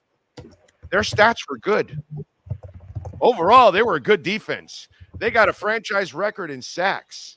I get it. Maybe he had some problems with Cam Smith, and maybe he had a difference of opinion with Ramsey, but that's because the old man is set in his ways. And everywhere he's gone, his defense has always been good. And it was good here in Miami also. Now, the Tennessee game is always going to be a thorn in his side because, you gave up the 15 points in 3 minutes and you lost the game, and that really set the team back. So I get all of that. He's not perfect. But see, here's my problem. The most accomplished person is the one that walked out. The people that are complaining or pointing fingers or whatever, I'm sorry, that unit hasn't accomplished anything. This team hasn't accomplished anything. So, I'm going to mutually part ways with this, and I'm going to say the people complaining, that falls on deaf ears. The old man, he didn't want to be here. Let's just move on. But the people complaining, I'm sorry, dude. You have nothing to say. You weren't this dominant defense for several years and a great defense and leading this team into deep playoff runs or anything that Fangio brought you back. No, in fact, Fangio improved you this year from the last couple of years. So I can't really point fingers and say the old man was such a problem. Yeah, and you talk about accomplished, and this is a guy who has 20 years as a defensive coordinator in the NFL, running a lot of very successful defenses, those 49ers, the assistant coach of the year with the Bears, head coach for 3 seasons with the Broncos. Yeah, I mean, the list goes on as far as his resume. Now it's just, is it more so his coaching style or the new age of players coming in now that they want to be coached a certain way and aren't as receptive to this old school style of coaching? And Big O, me as even if I'm a little bit of a younger guy, I'm kind of like old school in my mentality. You are actually. Yes, you are. Yeah, but wait a minute. I mentioned this on the show, brother. So what's up with the offensive linemen? They're not whining and complaining because last time I heard, Butch Berry is a screaming son of a gun. He's going to let your ass have it. You know what I mean? We had players complaining about him at his last stop. With the Broncos, players were complaining about him there. Right. So. And again, what have they accomplished? Yeah, nothing. And the offensive line. Nothing lately. Those guys, lately the Broncos haven't accomplished it. They're not allowed to complain about anything lately. That's my point. Yeah. Right. You know what I'm saying? So now Butch Berry comes here, and he's a hard ass, just like the old man is. But our offensive linemen aren't. In fact, they love the guy. They actually praise him for their improvements personally. Austin Jackson loves his ass, doesn't he? I think Austin was one of those guys praising Butch Berry. So, Austin Jackson should. He had his best season as soon as Butch Berry gets here. Gets his contract extension after previously the 5th-year option was not picked up for him. So he did end up, getting his. And I wonder also if there was some give and take as well with possibly Butch Berry adjusting himself a little bit, especially under a guy like Mike McDaniel, who is definitely more so on the players' coach side of things. So maybe there was a little bit of a give and take. I think probably both things are true, that definitely the Dolphins offensive line players were more receptive to his style of coaching because he still is the way he is. He's still going to yell at you, scream at. I mean, we see it oftentimes, whether it was in even in the press conference setting, but then also the times that we get a glimpse at the offensive line being close to us and what we're able to watch at practice. He is in their ass. I mean, so he's still that style of coach at heart. Maybe he eased up on some of the aspects of it that maybe got him in a little bit of trouble in Denver, but all in all, it became a nice balance. Listen, I'm going to stay consistent like I was last year. In the end, the defensive coordinator was not the problem, not Josh Boyer and not Vic Fangio. The real problem was the inconsistencies of the offense. And whatever it was, from not winning a challenge to not staying with the run, maybe forcing the ball too much to Tyreek and Waddle, not using a short passing game, not using the tight end. Just like Vic Fangio put Cam Smith in the shit house, well, you signed Gesicki, and then you just decided not to even try to really implement him into your offense and put him in your shit house. for the entire year. You know what I'm saying? So it goes both ways. For me, the real issue the last 2 years has been the offense. The offense is the thing that, as potent as it's been the thing that has failed this team in several games and in several moments. And the coach leads the way with whatever, not getting in a play on time, forgetting the down, not winning a challenge, whatever it is, dude. 100 things that I can come up with. So all the smoke and mirrors about Fangio, all you want, just like last year with Josh Boyer. I'm sorry, dude. My focus is on Mike McDaniel. That's the guy that really needs to drastically improve next year. Yeah, and you mentioned Gesicki, him being in the doghouse last year. That was the most expensive rotational backup tight end that you could ever imagine when he's playing that few snaps and not starting. And even though he was a good red zone target, he got touchdowns as a tight end, which the Dolphins did not have one from any tight end all of this season either. Although their role is more of in the blocking wide zone scheme. And they still didn't use him enough because that's what you want for your quarterback. Give him big targets. So instead, this coach uses Tyreek Hill for fades instead of big players. Or Cedric Wilson he was a common end zone fade route guy multiple times that we saw. One time, which Mike McDaniel, even on Hard Knocks, in front of the whole team, was calling it a shit play call. I believe was his own words. So yeah, but you mentioned the offense. I mean, and how much at fault they are in relation to the defense. Yeah, you look at the Titans debacle toward the end. It was just the defense gave up those 2 drives, but it was just as much on not being able to get a first down when the Dolphins had the ball in between. So you ran no time off the clock, gave it right back to them with all the momentum. And then all you need is a field goal at the end because you're still just right there, have the win in front of you, even though you gave up those 15 unanswered and still nothing. So that loss was it was 2 bad drives on the defense and then also those 2 chances missed by the offense. So 2-2 there. The Bills game, offense didn't keep up. It was looking like a shootout back and forth early, but then the Dolphins offense stopped keeping up.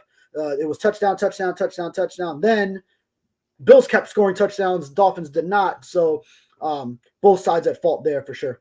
Yeah, no, definitely. But for me, there were too many instances where the offense failed the team, throughout the year, and it cost them just like last year. I'm hoping that ends up becoming mostly every big game. Yeah. Yeah. Mostly now, although they had the number 1 offense and number 2 scoring offense, all that, big games did not show up. No, they didn't show up. Those stats were inflated. They were inflated by the 70-20. When they got all those rankings after week 3 that they were number 1 in everything, it was really hard to move down because it was hard for that average to come down very much from how high it was off that one game alone. Right. Yeah. No, you're right about that. Who gets the job? I keep thinking it's going to be from within. For 2 reasons. One, for continuity purposes, which is the most obvious one. And because McDaniel doesn't have a lot, his leash is shorter now than it's ever been after the first 2 years. So he's got to get this right and turn the corner. And 2, I think it would be good for him and his staff that he's promoting from within. If you go and bring somebody from the outside, I think you have you could create a problem with your staff from within. And then on top of all of that, a lot of changes may come with that because that person has a different way of doing things. And, we've watched it. Channing Tindall was drafted for another defense, doesn't fit what you're doing now. Maybe he'll fit the next go around, I'm not sure. But Ogba was paid for another defense, and he doesn't fit the one you were doing now. So all these kind of changes happen. We just talked about Jerome Baker. He probably would have been gone in the offseason. Maybe now with Campanelli or Hill, maybe they're more comfortable with him and they keep him, and that's less changes in continuity is better for them than going to the outside. Because a lot of people have talked about Brandon Staley or other people. Who gets this defensive coordinator job and why? Yeah, you make a good point on as far as within the continuity. I think the Dolphins and Mike McDaniel wanted continuity on defense, and it was more so Fangio just jetting out of there. So, yeah, the names you mentioned, Campanelli and Hill, would be at the top of the list. Ronaldo Hill has previous defensive coordinator experience. So he's done it before, similar system, all that. He's done it. Campanelli. Now he has experience in the last 2 defenses that the Dolphins have run. So I actually would be interested to know what his own philosophy is. Would he go the same route as Vic Fangio and that quarters coverage, cover 2, cover 6, all that zone coverages, or is he more of the mindset of what the Dolphins had previously, which is how he joined the Dolphins as linebackers coach under Brian Flores and Josh Boyer as defensive coordinator? Maybe it's some combination of the two, and he takes little bits and pieces from everyone that he's had over him. So that could be an interesting one. And also with Campanelli, I just love his fire. I mean, everyone saw it. Those of us that cover the team knew this about him, but it sort of was open for the public to now see when Hard Knocks showed that debut episode of the season, and he's giving that fiery speech with so much passion. Almost like you see, like I saw a clip of Dan Campbell the other day of when he was on Hard Knocks and just the way he spoke to his team. And Campanelli has a lot of that in him. So as far as being the leader of one side of the ball, I really like him for that role. And he's a guy that would really grab the attention, grab the respect of the players that he coaches. And then when you look at all those outside candidates, all the top ones, it seems like there's one thing or maybe more that's just kind of off about each situation. Like if it was Sean Desai who was interviewed last year, well, he just had a falling out with the Eagles.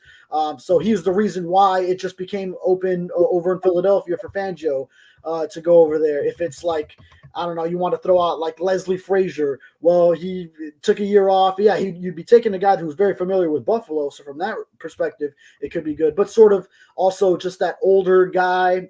Fangio didn't click with the players. Frazier would probably click a little bit better, but still, he's of the same generation. So if that part of it wasn't what worked out, then maybe not really. One guy that interests me is Raheem Morris. Now he's up for head coaching jobs. So yeah, he's not good. Yeah. But Evero as well. He's also up for head coaching jobs, getting interviewed. So maybe that's sort of in your category of fan talk, fantasy. Stop even thinking about it. Yeah, probably a notch below Vrabel and that. But if you look at like a Wink Martindale is possibly another candidate. That's more realistic. Yeah, that's more realistic. He just got canned from the Giants. Now that would be a shift back in mindset to, he blitzes a lot. So that would be sort of going back to what Boyer did. Well, I wish they would have blitzed Lamar some. Jesus. Dude. Yeah. Right. That worked one time very well in 2021 for the Dolphins, and then Lamar. Both years, the last 2 years, and the second half of the 22 game. Yeah, he was tearing them up in the first half of that game. They made some adjustments. The first half, he had his half, and then they shut him down the second half, and the offense stormed back and won. And that was beautiful, dude. Both sides did their job. One shut it down after they did the same thing in the Detroit game. They got smoked in the first half.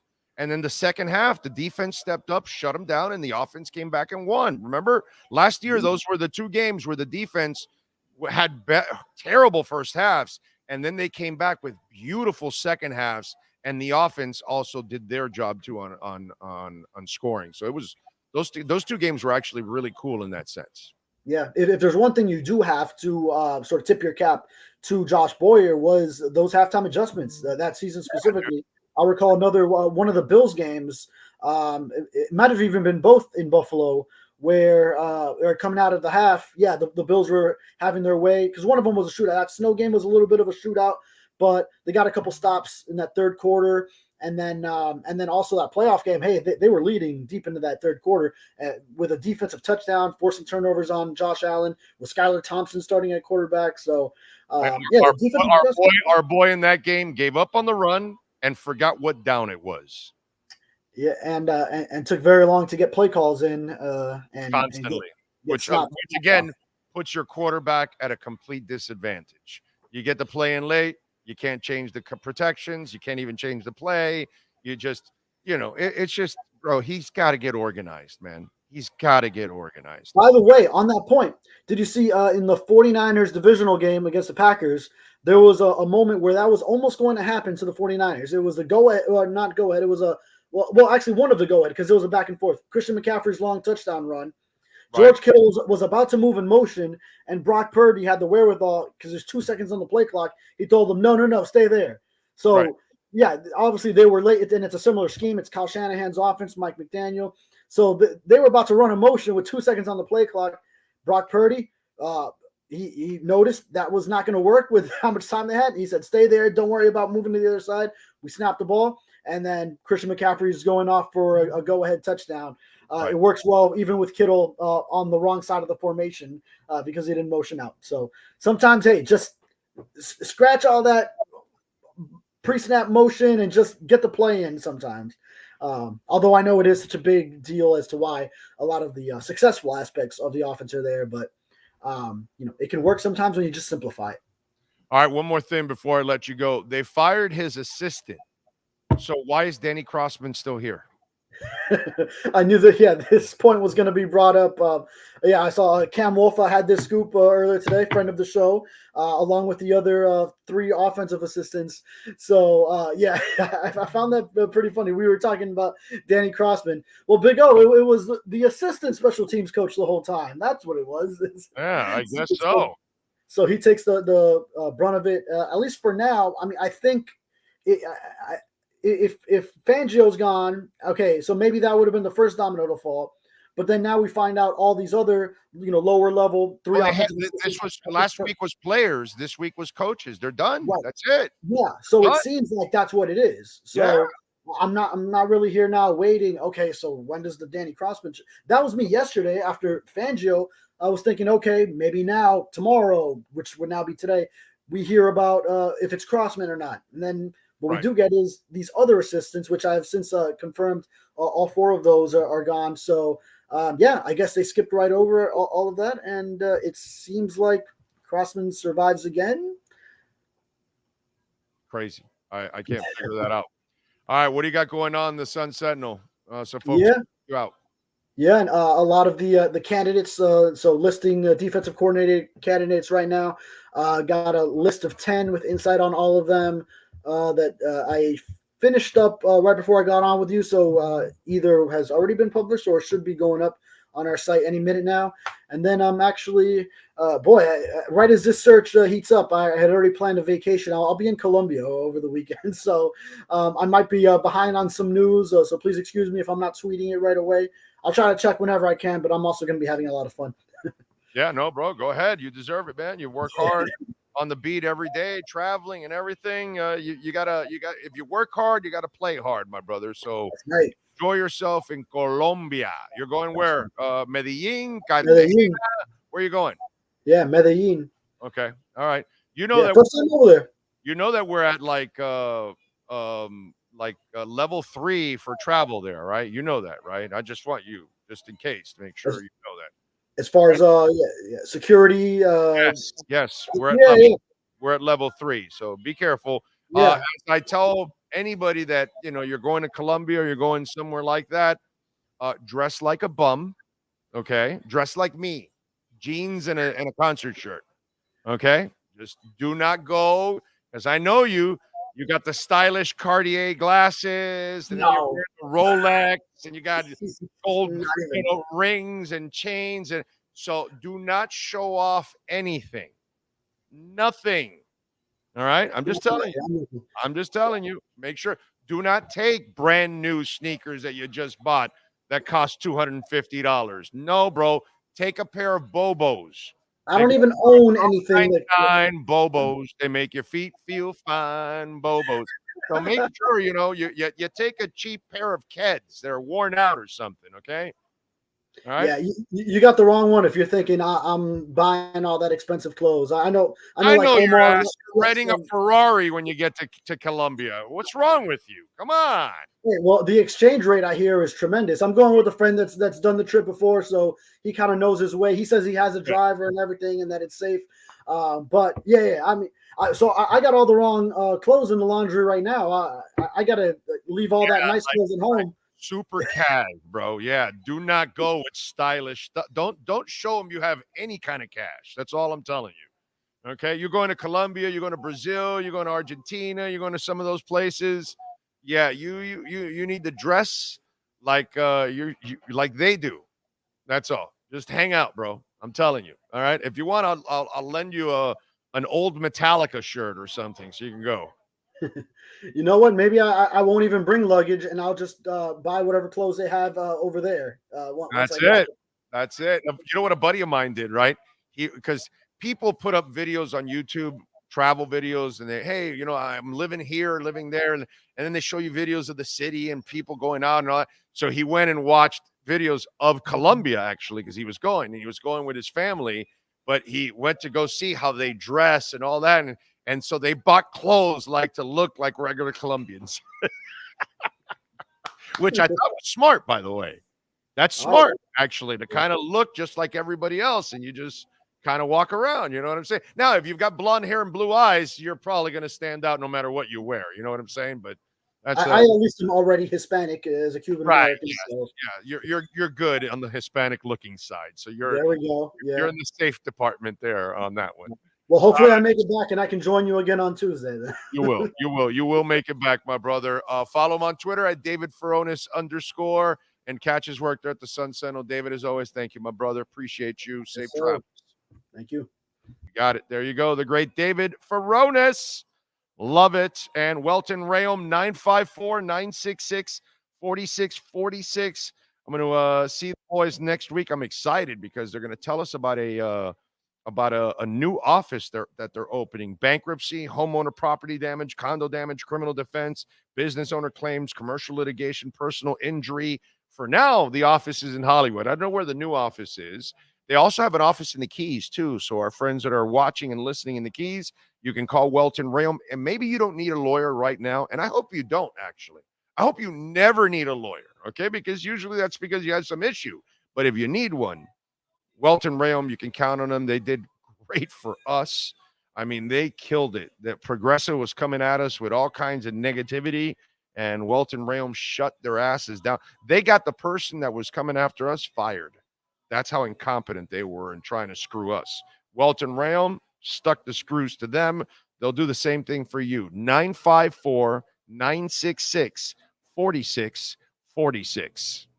This has been another session of the Welton Rayom Miami Dolphins Report with David Faronis. At Welton Rayom, they don't get paid unless you win. They handle complex personal injury claims caused by the fault of another in both state and federal courts. They handle auto, trucking, motorcycle slip and fall, and bicycle accidents. Call 954-966-4646. Welton Rayom can help. Right. There he is. Steve Calloway. Big O. There you go.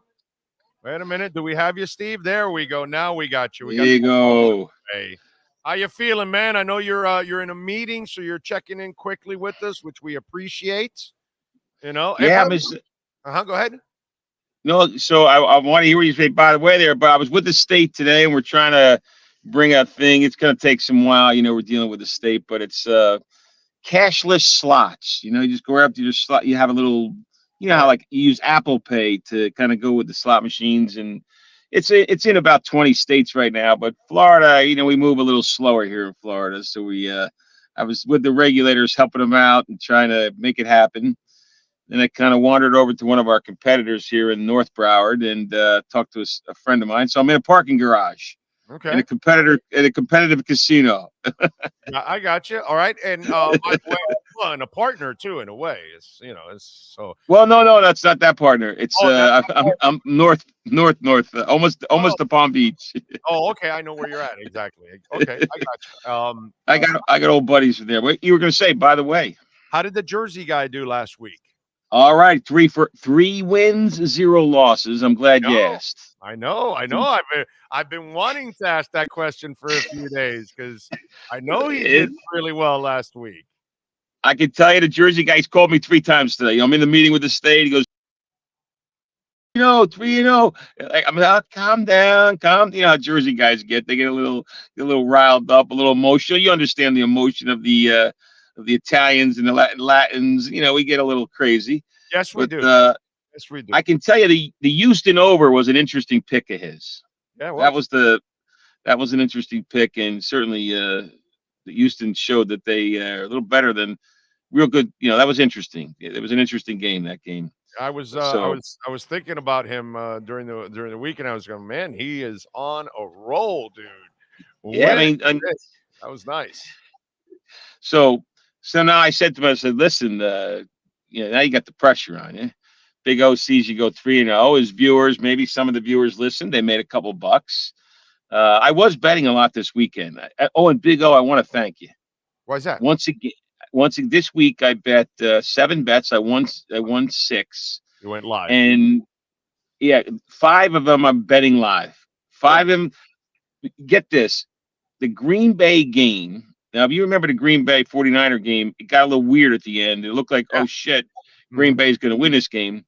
When I made that wager, San Francisco was getting 2.5 points. There you go. Right. I mean, now I didn't need the points because they won the game, but you know, it was interesting. And it's value. It's value. That's what it's all about. It's about value. You know, it's kind of like when you're investing and you've got you look at this stock or crypto in my case, and if you're watching the market for a long time, you're going to know about the dips and the valleys and everything that goes on. And you go, okay, well, it's visited this price a couple times. You know what? It's a couple dollars away. I'm gonna patiently wait.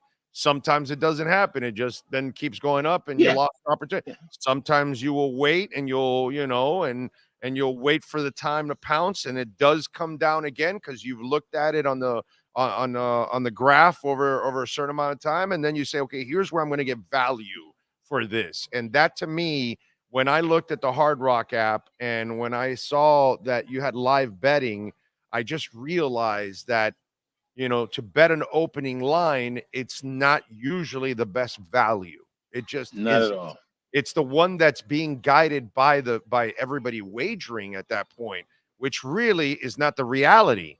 But once the game starts, the reality steps in, and now you have a true understanding of what's going on and who's hot, who's not, who's injured, who's not, and who's playing well. And then now you can say, okay, oh, so you're going to give me 2.5 and I'm San Francisco? Yeah, let me take that right now. And Absolutely. Exactly. Now, I think like this week, I want to see if Detroit can start.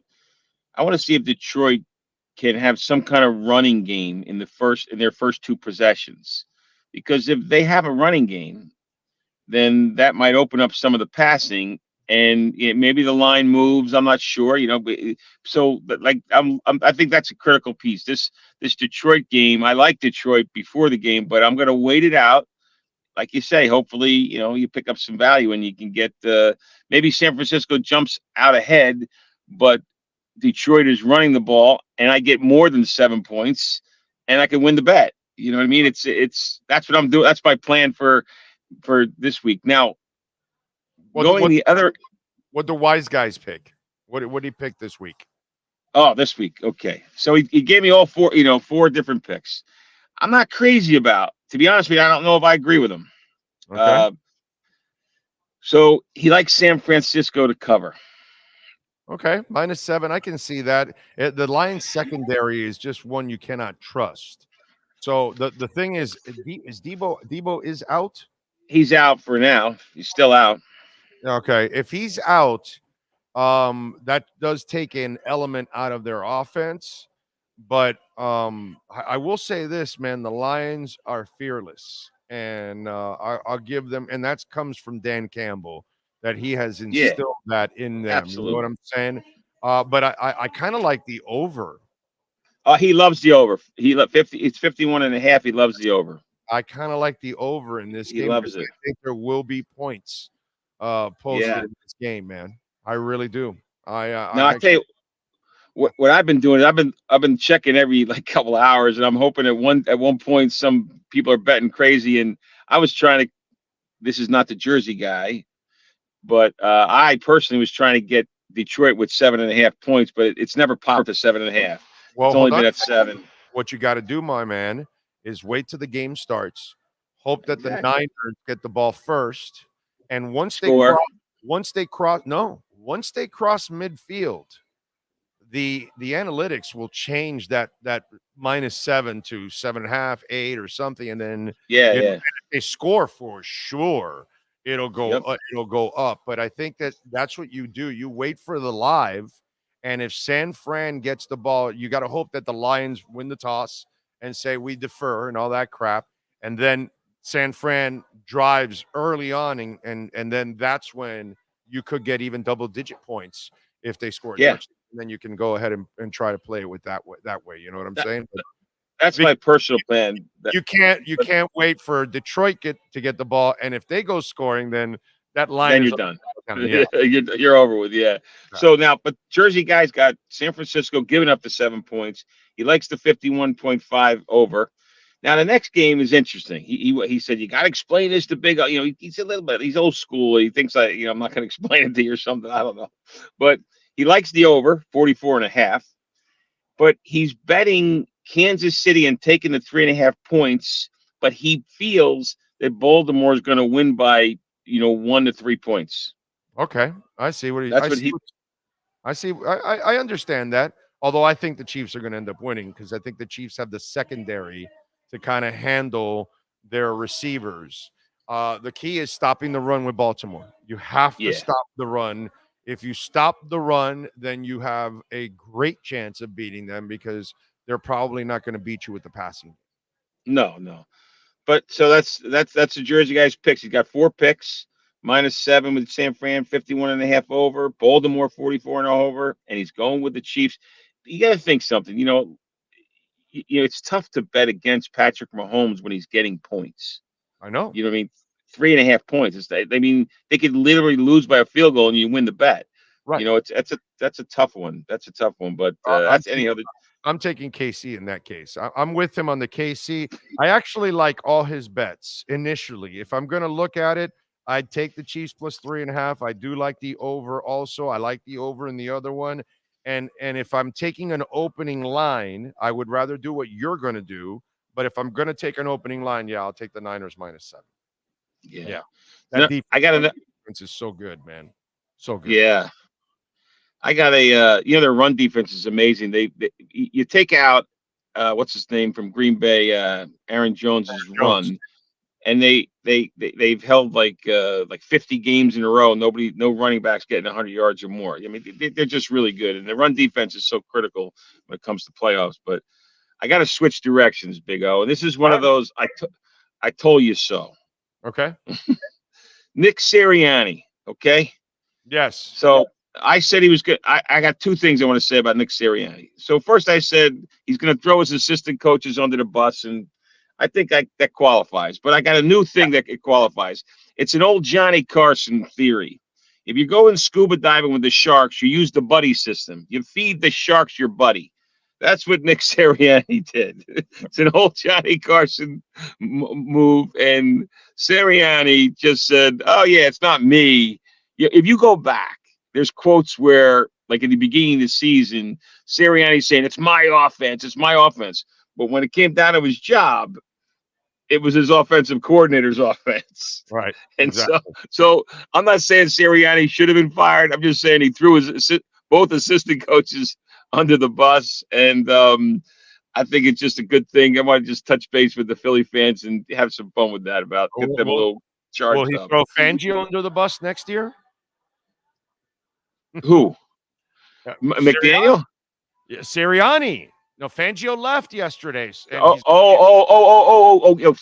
sorry.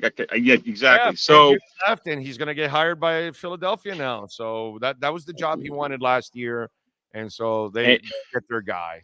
That's right. So Fangio, to that point, I have to catch up to you on that one. So to that point, Fangio's running away. I think he's running away, in my opinion. He didn't want to be here. I don't think he wanted to be here. That's all. I think in the end, it wasn't a good fit for him. His family's in Philly. So he wants to be closer to his family. I get it. And dude, he's at a point in his career where he does whatever the hell he wants. Yeah. He can do whatever he wants. And so they parted ways and they just paid him off his 1 year. And now he's going to go to Philadelphia and become the defense. I'm sure they wouldn't have done this if he was saying, I want to go to Buffalo or the Jets or the Patriots. You know what I mean? They would have said, nah, hell no, dude. We're not letting you out of your deal. No, you want to leave? Okay, you could go retire, old man. You know what I mean?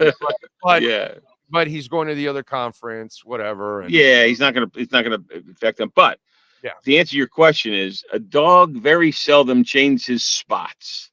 Yes. And so, yes, Nick Sirianni will throw Fangio under the bus if their defense falters a little. Yes, is the answer to your question. Well, it looks like that's his MO.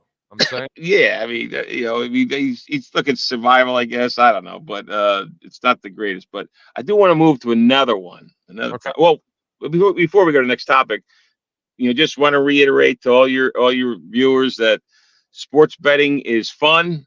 Yes. You do live betting is now. I didn't realize, a couple of months ago how fun live betting can be. It just adds to the positive experience of watching the game. And you don't have to bet a lot of money. It's just something that it's just real fun. I had another bet too. I bet this was prior to the game. I bet a prop bet. Think about this bet, Big O. Josh Allen to get 44 plus 44 and a half rushing yards. Come on. The guy's been getting 70 and 80 yards almost every playoff game he's ever played in his life. And it was an easy bet. Everybody I've told that to, was like, are you kidding me? I can't even believe that was a bet. So that was prior, and that was fun. And the live bets just made excitement. So I want everybody to know you got your the QR code up there. Last night I was with a bunch of builders, and about 10 of them signed up, and they were all getting ready. And 2 or 3 of the guys there. One of the guys, I don't even know the game last night. Was Coyotes were playing last night, I guess. Yes, they were getting their asses kicked by the Panthers. Yeah. And by the way, you use that QR code so you can get $100, no regret first bet. But remember, when you open up the account here, do not use the same email or cell number that you use for your Hard Rock account. So if you have a Hard Rock account already, use a different email or cell number when you sign up here so you can get your free 100. Go ahead, Steve. I'm sorry. All right, no problem. And let your viewers know when you sign up with Hialeah Park, it is a little tricky. You sign up, you see Hialeah Park, and then once you create that Hialeah Park account, it sends you over to Hard Rock Bet, and you never see Hialeah Park again, but you're on the Hialeah Park Sportsbook. Right. I just want your guys to know that. Yes. But my last thing is, and I know Sean, if we were in person, Sean would jump over the table and start strangling me because I talk about tight ends all the time. I got that little thing with my buddy in Jersey there, Mike Gesicki. You know that. I mean, he's not the guy, I understand. But think about this. There's 4 teams left in the playoffs. Mm-hmm. Think about what they have as one of their weapons. They got other weapons too. Kansas City's got Kelsey. Detroit's got Laporta. Mm-hmm. Right. Baltimore had Andrews. No, they got Likely now. Right, Likely. Yeah. The rookie's done a nice job overall after Andrews. Obviously, they have Andrews as a freaking stud, but Likely's done a nice job overall, man. And but prior to Likely, it was what's his name, Andrews, right? Right. And of course, you have Travis Taylor, right? And so all 4 of the teams have a very solid offensive tight end weapon. And I know that Mike, it's weird. Like Mike McDaniel, it's McDaniel's system, but I think he's missing a boat. And I hope that like you said in the past, they're going to be looking for one, but it's got to be a serious look to get a tight end that's a monster, that can block, that can catch that 7-yard catch. They've been trying, dude. The last 2 years, they've tried. They tried with Darren Waller. By the way, did you see the Darren Waller social media stuff? I don't know. What's going on there? He looks like a few sandwiches short of a picnic. I may not be trading for Darren Waller if I could. Anyways, but they tried Darren Waller 2 years ago. The guy that was with the Raiders, he's with the Giants now, and he can't play. Although lately, I don't know, something happened to him. I don't know. He's acting kind of weird. But anyway, and then they wanted Laporta in the draft. Yeah, that would have been a great pick. That was the guy they wanted. They couldn't move up to get him. He didn't fall to them, and then they ended up, going with Cam Smith in the second round because he got taken before. I guarantee you, they will get a playmaking tight end this year. They will. It's one of the components that's missing right now. And badly. Yeah, Yeah, and I think with that quick drop back, that 2 second, you're throwing the pass to the tight end. It's perfect. It kind of matches up. It's all good. But anyhow, that's I just it's always I wanted to check in with you. But There's plenty else that's McDaniel's fault too, because even if Gesicki is not a perfect fit as a coach, he's still your best receiver at that position. You need to find a way to use him. And so to me, that's where McDaniel showed me poor coaching abilities. You know what I mean? Because the example I love to use lately that I've been using is Jim Jensen.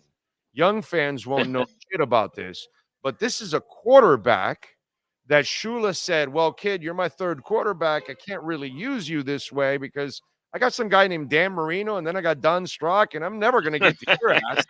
So I've found a way to use you. And Jim Jensen had the toughness to play that position where he played that H-back, tight end, halfback role, whatever, because he either caught passes, ran, he did whatever he had to do, and he got a first down every single time that you needed a first down. Jim Crash Jensen was getting it done. Now, was Jim Jensen the perfect tight end? No. Was he the perfect receiving athlete? No. Was he really an ideal tight end? No. But did Shula find a way to use him? Hell yeah. And that's what a great coach does. A great coach says, well, I need more power in the backfield for short yardage.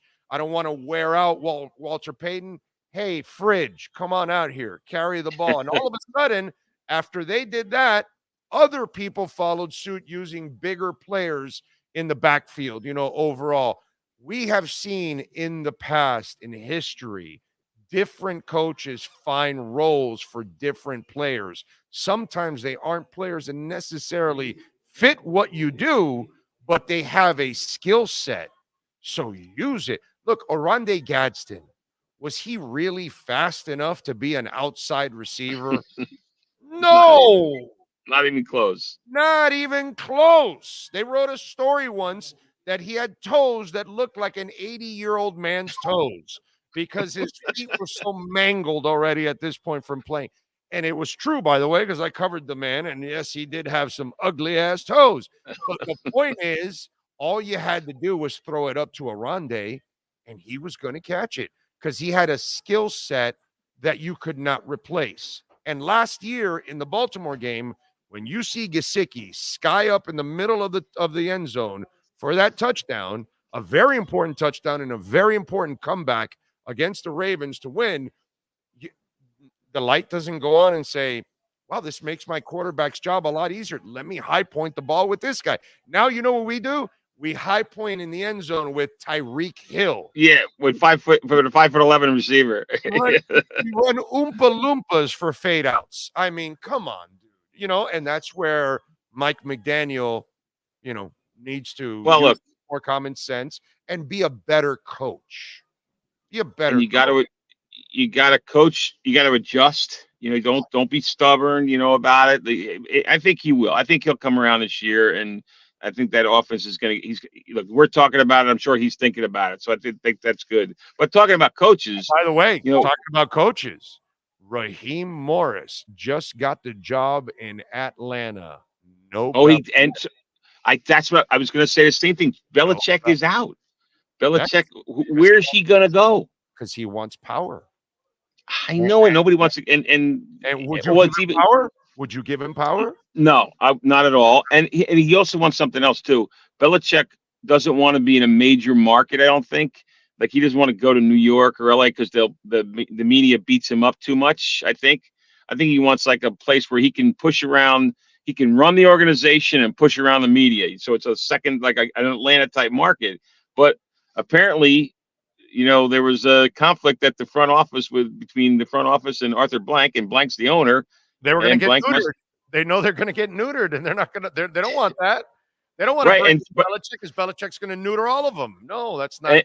And they were able to convince Blank. So so that's an interesting call. I don't know where Belichick's going to end up. He could end up on the couch, but I don't know. I mean, it's certainly.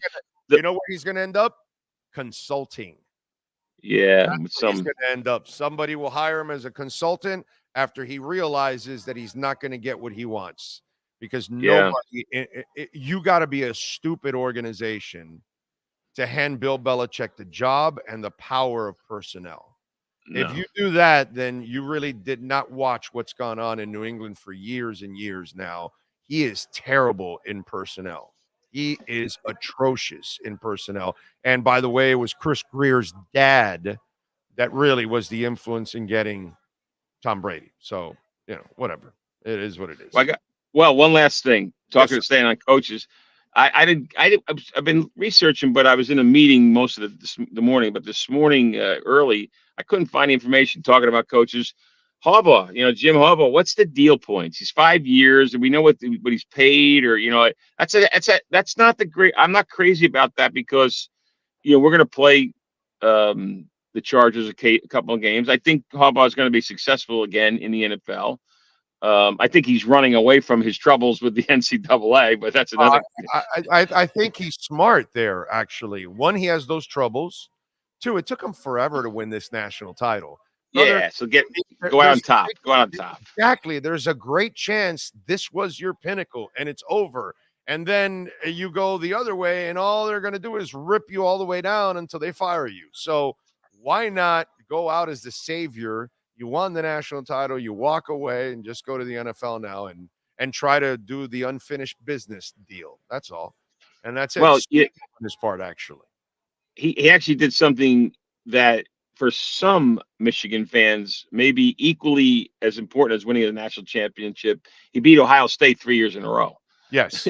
So that's if you're Michigan and Ohio, that apparently is pretty rough up there. But that's the end all be all when you're able to do that, my friend. Exactly. But I haven't heard anything about the deal points at what he's getting paid, or it's got to be big. I've been looking, I've been checking. He was going to be paid the highest college coach in the country, but I'm sure it's going to be. It's going to be in the 12 to 15 million range. Yeah, I think it's going to be. I think it's closer to 15 than 12. I really do. I think he's going to get. I think and because the way that the owner of the Chargers was talking, his quotes were like, "We're so lucky to get Jim Harbaugh." So that means he's trying to justify paying him ridiculous money. It might be higher than 15, Big O. The money is not. The money was going to be the same everywhere he went. It didn't matter. You were going to have to pay him. That's the going rate. If it's 15, 17, whatever it is, I think go against the cap, so it doesn't really matter. So I think, look, if you're paying Sean Payton 18, what you're going to pay your assistants. That's what's next. Okay? Assistants are going to get $3 million, $4 million, right? $5 million. Yes. I mean, Sean Payton's getting $18 million. I don't know. John Harbaugh might get something. I think he's going to be closer to 18 than 15. Probably. But it'll be interesting. We'll talk about it next week. Yeah, it'll be something ridiculous. Yeah, it'll be a crazy ass number. They're going to spend a lot of money with him because whoever hired him, you are going to have to hire a lot of people. It's going to be a big coaching staff, and you're going to try to pay, and you're going to pay your coordinators a lot of money. He'll spend $8 to $10 million on his coordinators alone. So yeah, it's going to be crazy. Yeah. So Big O, as a closing remark, here's what I'm going to say: is we should help each other out. So I'll go on this campaign to see if we can get radio broadcasters paid more money, and you go on a campaign to get casino managers, you guys running casinos, more money, and we'll see if we can help each other out. Because apparently somebody did that with head football coaches that used to make $1 million a year, $2 million a year, and now they're making 18. So maybe we can help each other out. It can happen. It's America. Anything's possible. It's a great country. Amen to that. All right, Steve. I appreciate you, my brother. All righty. Safe in your travels. Thank you, sir. We will catch up next week and enjoy the football. Should be fun this week. Yeah. Hopefully the Jersey goes 4-0 or 3, at least 3-1 and make some money. Yeah, I like it. I might parlay a couple of those and have a little. Sounds fun. like a plan. All right, Steve. Take care, guys. Take care. Sir. Bye now. Got it. Bye. Steve Calabro, baby, general manager here at Hialeah Park, and again, there is the QR code. Make sure you use the QR code so you can get your free $100. All right. Take advantage. And again, if you already have a Hard Rock account, when you open this account, because you're going through the Hialeah site, and even though it'll take you to Hard Rock and all that, you're still doing it through Hialeah. That's why you're going to get the $100. make sure you use a different phone number or email with whatever you have with your Hard Rock account. Okay, that way you can get the free $100. And live betting is the way to go. Telling you. What do we have here? Big O McDaniel needs to look at Tua in Alabama. The run game set up pass game with Najee, with Tua thrived, and McDaniel needs to stop with this idea of pass first. He has to run a lot, get back to running more, and he has to use the short passing game, get everybody else involved, and you got to get a tight end. You've got to get a tight end. Okay. Big O just ruined the man's vacation. Well, I think I was being very helpful with Fonus. I think that was great advice. I think it's great advice for all of you out there too. If you're going to some of these countries where, crime's a little crazy, and they target tourists, you don't want to look like a tourist in certain places. I'm just telling you. So, Coach AJ says, I just looked up level 3. What the F? Yeah. Yeah, we have, there's a lot of information here. You know what I mean? I don't know how, but it's just there. I consume it all day long, all night, and it's just there, You're going to Colombia? Hey, that's level 3 right now. How would I know that, right? It wasn't a note in my, I didn't know, just, I just kind of know about that already. Anyway, and for those of you that don't know, please make sure you take my advice to a T when you travel. Okay. Oh, what else do we have on the chat board? Oh, let me check. Cash App or Venmo. Any super chats came in? Cash App or Venmo, Cash Big O Show. That is Cash Big O Show. John Gieb on Venmo. It's hard seeing LeFleur, McVay, and even now DeMeco Ryans, and seeing the Shanahan tree guy we picked, of course, is the one who has major shortcomings. It's just frustrating as a fan, even more so that McDaniel can do it, but doesn't. Yeah, that is the frustrating part because McDaniel's a smart guy. And he just doesn't do smart things at times. So that is frustrating. You know what I mean? That's what I'm telling you. Next year is so crucial for him. Yes, sir. With LeFleur and them, LeFleur. How long were they LeFleur. OCs or anything like that before they became head coaches? I mean, I know. I don't know. Maybe you might not have McDaniel the was right on like top a of your run head. coordinator that he called some plays. Didn't call the whole game, but he would call some plays, and I would imagine he was calling the run plays. And that was the season before we hired him. Right. Only the season right before we hired him. He called some plays.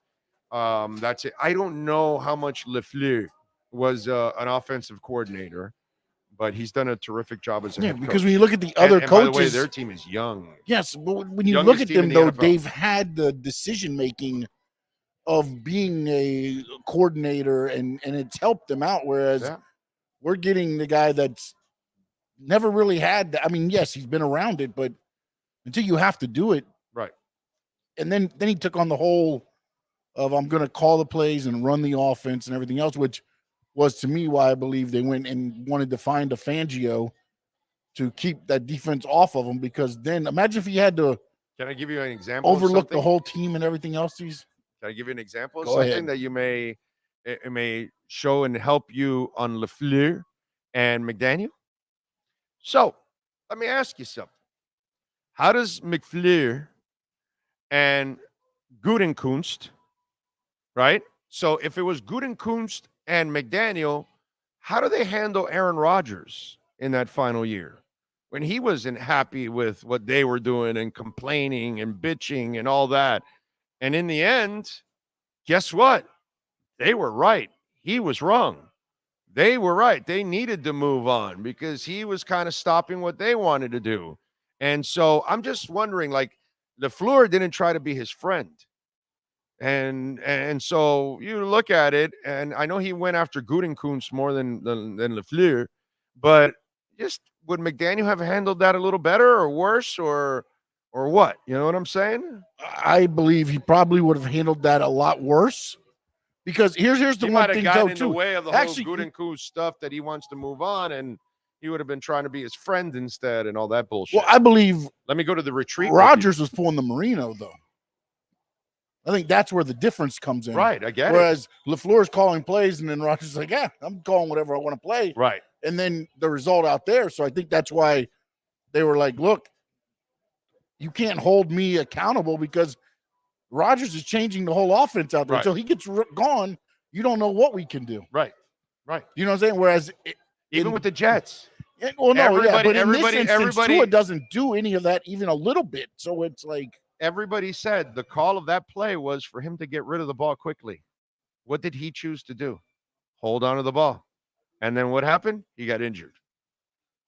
Oh, I'm sorry. What happens when you hold on to the ball too long? Oh, we've had that conversation here before about holding on to the ball too long. Oh, that's right. Forgot about that. That's right.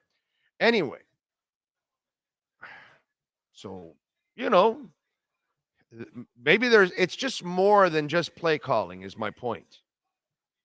There's a personality thing that you're going to have to handle and characters and all that.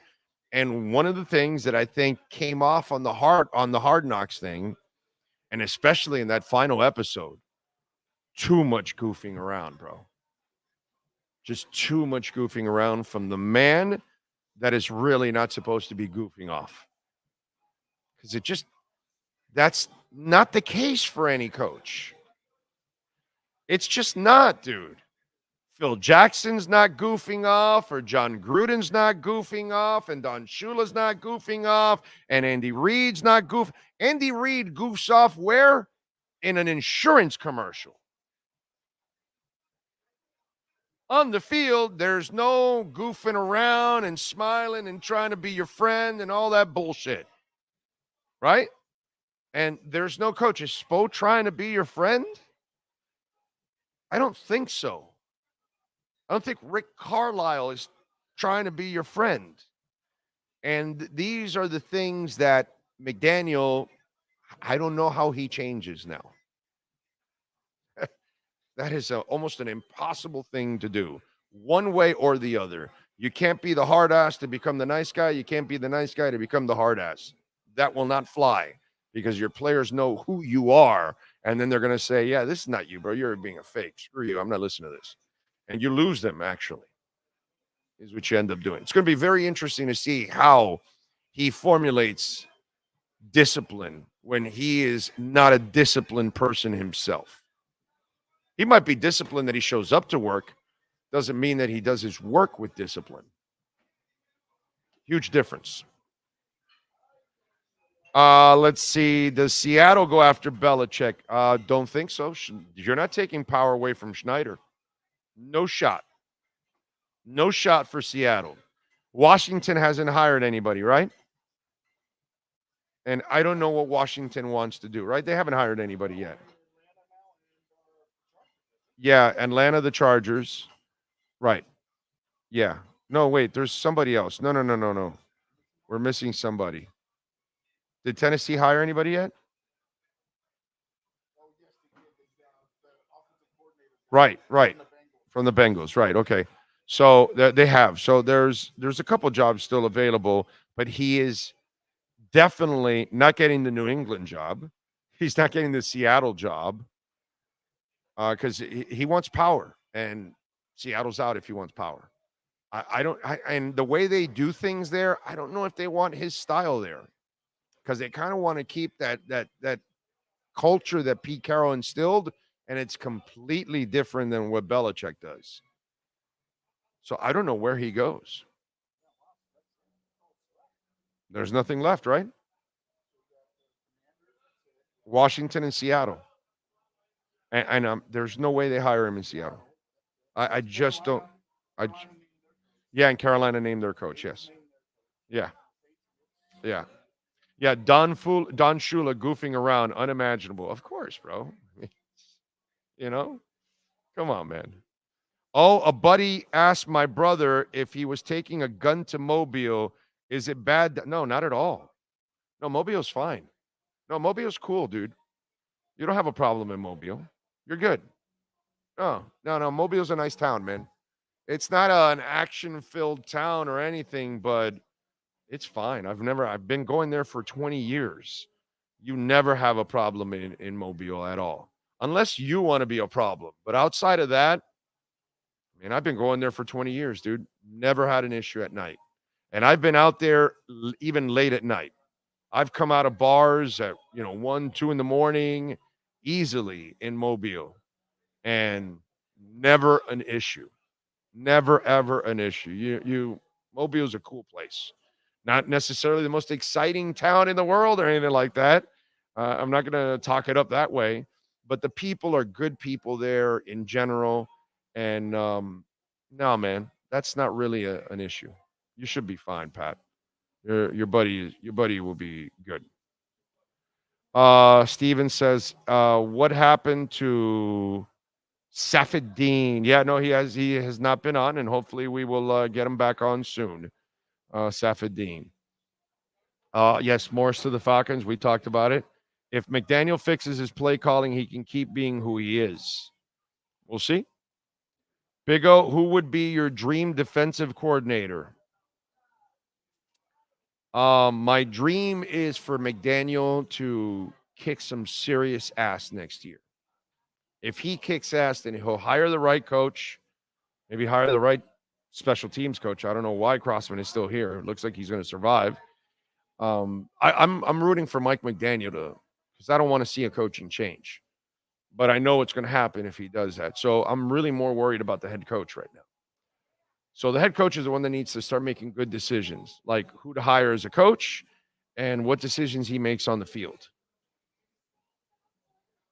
That's my big concern right now. Eddie Lepp says it's easier to go from strict coach to the player's coach than vice versa. It'll be hard for them to respect him if he tries going strict. He can't do that. He's got to figure something else out. He's going to have to use some serious psychological way of doing it. McDaniel has substitute teacher vibes. He needs to get serious with his players and stop trying to beat their friends. Yeah. Big O had a 3x3 with a double hole grilled onions last night. Bomb. I like it. Oh, isn't Washington waiting? Oh, that's right. You are correct. Washington's gone. They're waiting for the guy from Detroit. That is correct. You are correct, Troy. That's been the word. Ben Johnson, I believe. So yes, that is the word, that Washington is waiting on Ben Johnson. I heard Boomer Esiason say that.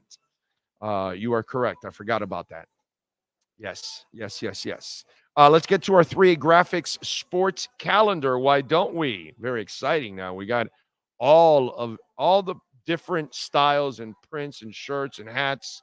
It's all done now, finally. So looks like we're going to start going to print and put up on the website and all that, and we'll be telling you soon with our merch, which is actually pretty cool. We're going over it today. 3A Graphics Sports Calendar. You're going to see a lot of their work coming up now in some of our printing and embroidery. I got a hat, a Big O hat that's like with Bitcoin. You know, the B for Big O and Bitcoin. So can't go. It doesn't get better than that. Anyway, you call them for custom printing and embroidery, 786-618-1443. Grizzlies defeat the Heat 105-96 as Miami doesn't give a shit about the regular season. Tonight, they will take on Boston. Maybe they'll give a shit. Who knows? Miami's lost 4 in a row, 5. They're 5-8 in their last 13. It's tough, man. Tough. I know Spo will figure it out, but Jimmy doesn't want to play, man. Panthers over the Coyotes 6-2. They are an impressive 29-14-4. Kachuk with 2 goals and an assist. Verhaeghe had 3 assists. Sam Reinhart with a goal and assist. He now has 35 goals on the season with 25 assists. Amazing job by the Panthers. FAU last night, the number 22 team in the country, defeated Rice 69-56, improving to 16-4, 6-1 in the American Conference. John L. Davis, baby, 14 points and 9 rebounds. Elijah Martin added 14 points and 8 rebounds. And Nicholas Boyd was on fire, 3 of 4 from three-point range, 18 points. They've got North Texas on Sunday at 1 o'clock. Go on out there and support FAU. defeated Notre Dame 73-61. Omeir was he was a man possessed. He had 20 points in the half. He ended up with 33 points in the game, 10 rebounds, 3 steals. He was just awesome yesterday, dude. I know. He didn't play like a game time decision. He played like he was been playing like for 5 months and playing at a high level and like, you guys want to put me in the NBA right now? Wow, that was like Omeir put on a show. That was fun, dude. Okay, good thing that Notre Dame sucks. So that really helped Miami get back on the winning track. They got to 500 in the conference now. They're 4-4. They were 3-4. So they're 13-6. They got to start winning games. So let's see if they get it done tonight. By the way, at 8 o'clock, the Lady Canes will take on number 20 UNC. And Lady Canes are also struggling. They're 2-4 in the ACC. UNC is 6-1. The men and the women are doing well in basketball right now. And then Saturday at 4 o'clock at the Rick Case Arena, it'll be NSU, baby, hosting Rollins College. And the Nova Southeastern Sharks are 14-2, 8-2 in the conference, and they're 9-0 at home. So go support Coach Crutchfield and the boys. NSU, by the way, has won 7 in a row against Rollins College. So good luck to them. Hopefully they'll get it done. That is your 3A Graphics sports calendar. All right. Don Shula's record will be safe for now. Well, it'll be safe permanently if he doesn't get a job this year. I don't know why anybody would hire Bill Belichick with a year off. He already looks like he's out of tune with football. You give him a year off, he starts to look even more out of tune. So I don't think he gets hired ever again if he doesn't get hired this offseason. And thank you to Troy for reminding me, with the Washington job gone, and I don't think Seattle is an option for him. He's done, dude. He's done. I mean, I would never hire him, period, at all. I would not want Belichick in my organization at all. I don't want him to be my head coach. He's not going to go take a defensive coordinator job, okay? Of course you would want him as a defensive coordinator, but I would not want Bill Belichick. I don't want any of his culture. I don't want him there. I think he's a phenomenal defensive mind. I think, he got really lucky with Tom Brady, the ultimate eraser. And Tom Brady made him look a little less impressive by going to Tampa and winning a Super Bowl. He made it look easier because of him than Belichick. That's not a good look for Belichick. He leaves and goes to win a Super Bowl. Belichick flounders. Can't find another quarterback, can't move on, nothing. If you're a real coach, real franchise, you move on. He can't.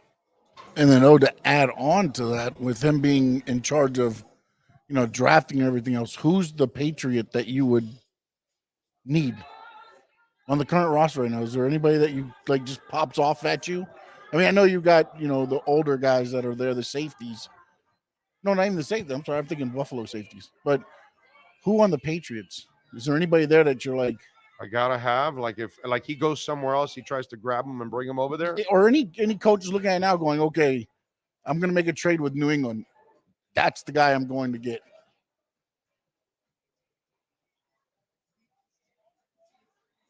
No. I feel like they're at ground zero with him being there all those years. Yeah. It's not even a rebuild because there's nothing there. You're building. Yeah, No, yeah, there's some decent players there. Matthew Judon's probably at the peak of his career, probably on the way down. No, not really. Yeah, no. Not something that I gotta have.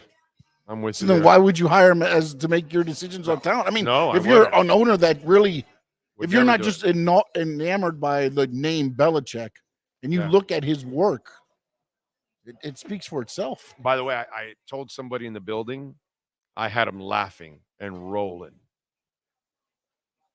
I told them, hey, man, I fed the conspiracy theory.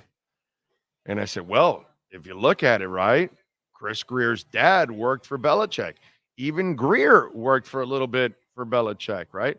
Now Greer is here, and he and his quarterback kicked Belichick's ass, right? So he gets rid of McDaniel. He hires Belichick. Belichick trusts him, and he was laughing like, oh my God, this, that, and whatever, you know. And so it was, you know, I go, yeah, bro, everything. And so Belichick gets to break Shula's record in a Dolphin uniform. Plus he gets revenge against the Patriots, and he knows the division. And the guy in the building was like, dude, you nailed this. This is like, it sounds great. And I go, that's what conspiracy theories are. You try to find some correlations, and then that's how you get people going. Not that I would do that. I'm sure Chris is not going to do that, but I certainly had that person in the building rolling on that one. I'm sure he probably told a couple people in the building. Might have gotten back to Chris. Who knows? But it's funny. That's funny. You know, I say, hey, man, you guys are going to bring in Belichick. So, you know, and he was like laughing, like, wow, there's no shot that would happen. I go, I know, but, you know, you throw it out there, you'll have enough people believing it, and they'll roll with it because it's so connective. Bobby Greer was working for Belichick. He's the one that really found Brady. And then obviously his son worked there, Chris, and then Chris came to Miami and built up his stuff and all that. Now he's got Tua, and Belichick loses to Tua every year. So Belichick could at least trust Tua, right? And then Belichick gets revenge on the Patriots. Plus he knows the division really well. You know, all that kind of, like, all those pieces really stick together. Like, you can make that a solid conspiracy theory.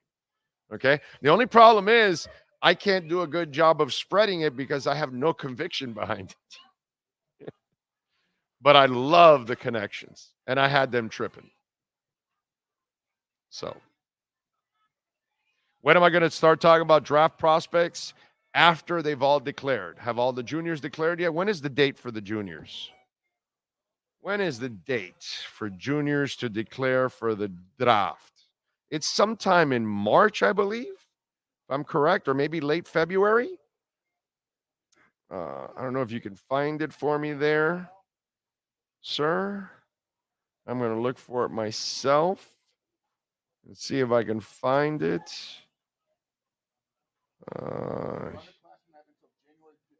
January 15th. That already passed. January 15th, underclassmen? Really?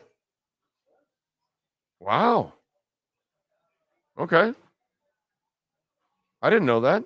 I thought it was later for underclassmen. Okay.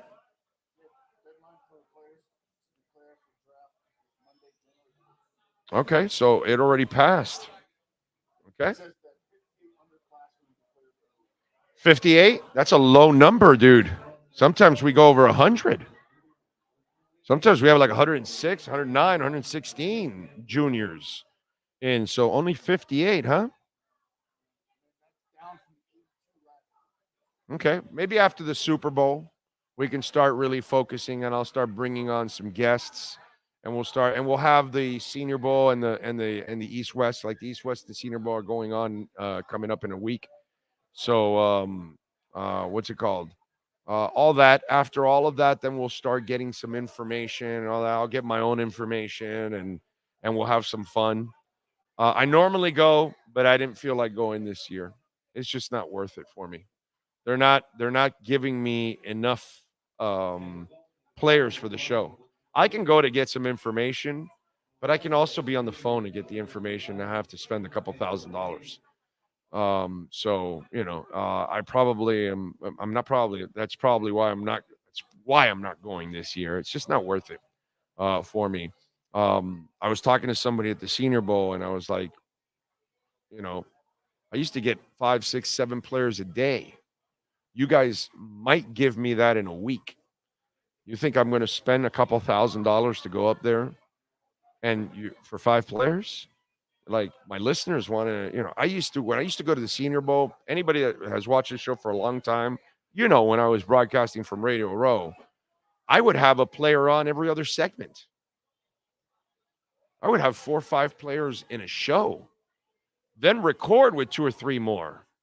And the next day, and I would have a ton of, and I would get, because we always needed quarterbacks. So the staff always knew that I would request every quarterback at the Senior Bowl. And I would get every quarterback at the Senior Bowl. I think the only time I didn't get one was Tebow. And just after Tebow, then it started getting a little bit more. They got so corporate now, and they charge you. I used to have to pay for a line for the week, $140, $150. Now they're charging you $1,000 just for the line. And, it's kind of ridiculous. Like, okay, so I got to spend $1,000 for the line. Then I got to spend money for travel. Then I got to spend money for the hotel. I got money for food. And if Sean goes with me, and then, get the hell out of here. It's not worth it. And if I can't get several players on for you guys every single day, why would I go? And then you want coverage, and you want us to spend money to cover you, but you don't do your job to give us, like, WNSP is the local station there. You haven't gone to Mobile yet with me, no, right? WNSP is a local station there, right? And I've done stuff with them for 20 years. They're the local station. They carry the Senior Bowl broadcast locally. I've done the broadcast. I've done the sidelines. I've done the color analyst for that broadcast job. Okay, they're sponsors. Last year, they got 7 players for the whole week. They're there Monday through Friday, I think, or Tuesday through Friday. 7 players for the hometown station. 7 people. They weren't even all players. They got a couple coaches, which they always give them the head coaches.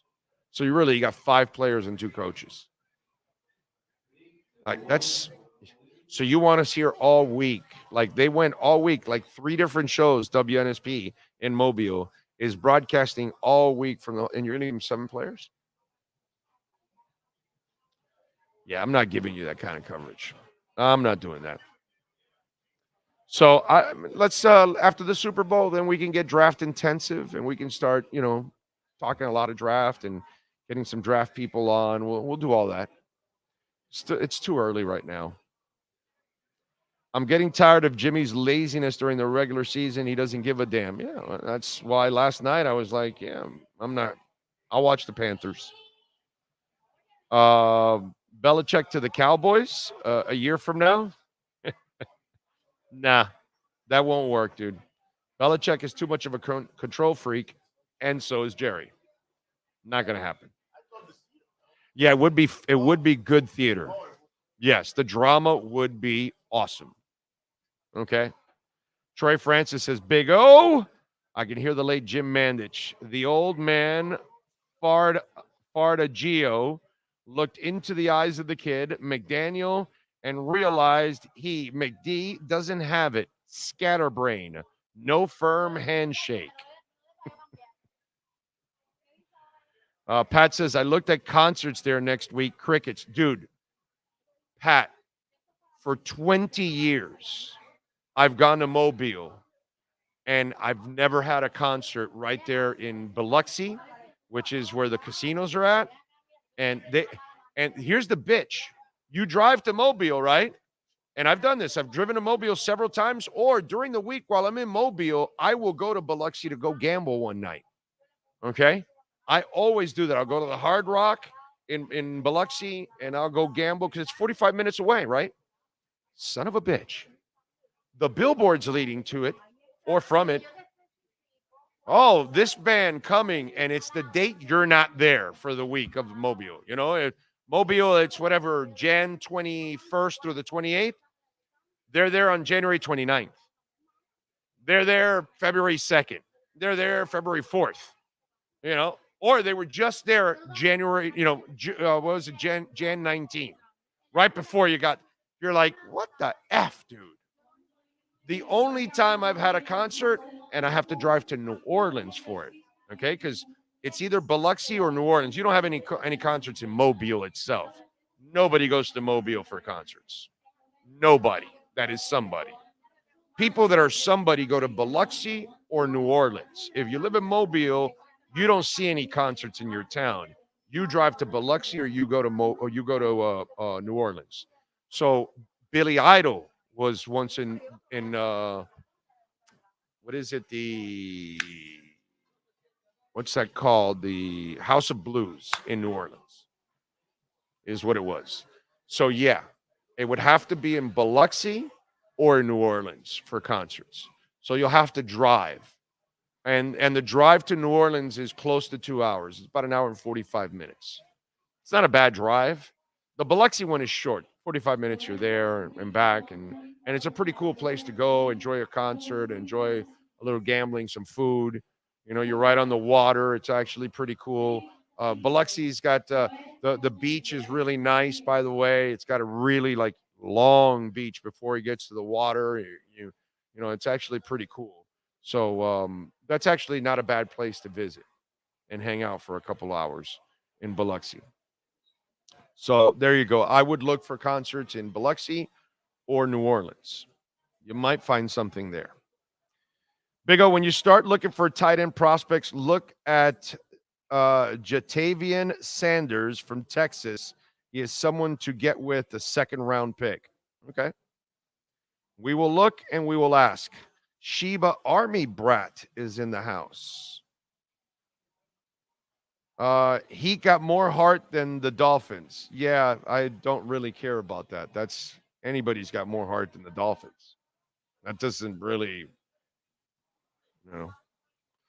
As the late, great Mad Dog would say, you want to be a valedictorian of summer school? I mean, give me a break. That's nothing. What the Heat ain't got is no heart for the regular season. That's what they don't have, Shema Army Brat. Since you're going to act all butthurt there. They got no heart in the regular season. There you go. Can't argue that one, right? Heat, no heart in the regular season. Now, the Dolphins may suck, but they actually try in the regular season. I can't say that about the Heat. So, the Inter Miami's trying. Dolphins, Panthers, they try. Marlins are trying because they're a bunch of young guys that don't know any better. They're not good enough, but they're trying. The Heat is the only one that shows no heart in the regular season. How about that one? There you go. Because Jimmy Butler certainly has no heart in the regular season. Zero. Counting Crows are playing after the Senior Bowl. First for me. That's actually the first time they bring bands there. This is the first year they're doing that. That's actually a pretty cool thing. And that's because they may be having Mardi Gras there, too, at the same time. And by the way, the folks in Mobile will remind you when you get there, Pat, that Mobile created Mardi Gras, not New Orleans. Mardi Gras started in Mobile. New Orleans copied Mobile. Okay? They'll tell you that. And by the way, history's on their side. They are right. Even though it's not the carnival you want to go to the one in New Orleans, but still. It does get packed, by the way. Packed. Absolutely jam-packed. Let's see. Yes, Jalen Ramsey on Raheem Morris. A lot of people like Raheem Morris, dude. A lot of people like Raheem Morris. They felt like maybe he was too young when he first got the job overall. Don't forget Caneswear. Use our code BIG010. You will get 10% off at caneswear.com, or if you go in person, 10% off using our code BIG010. What else do we have going on in the world of sports? Oh, by the way, we have when sports and business collide, we like doing something called the KSDT CPA Sports Business Report.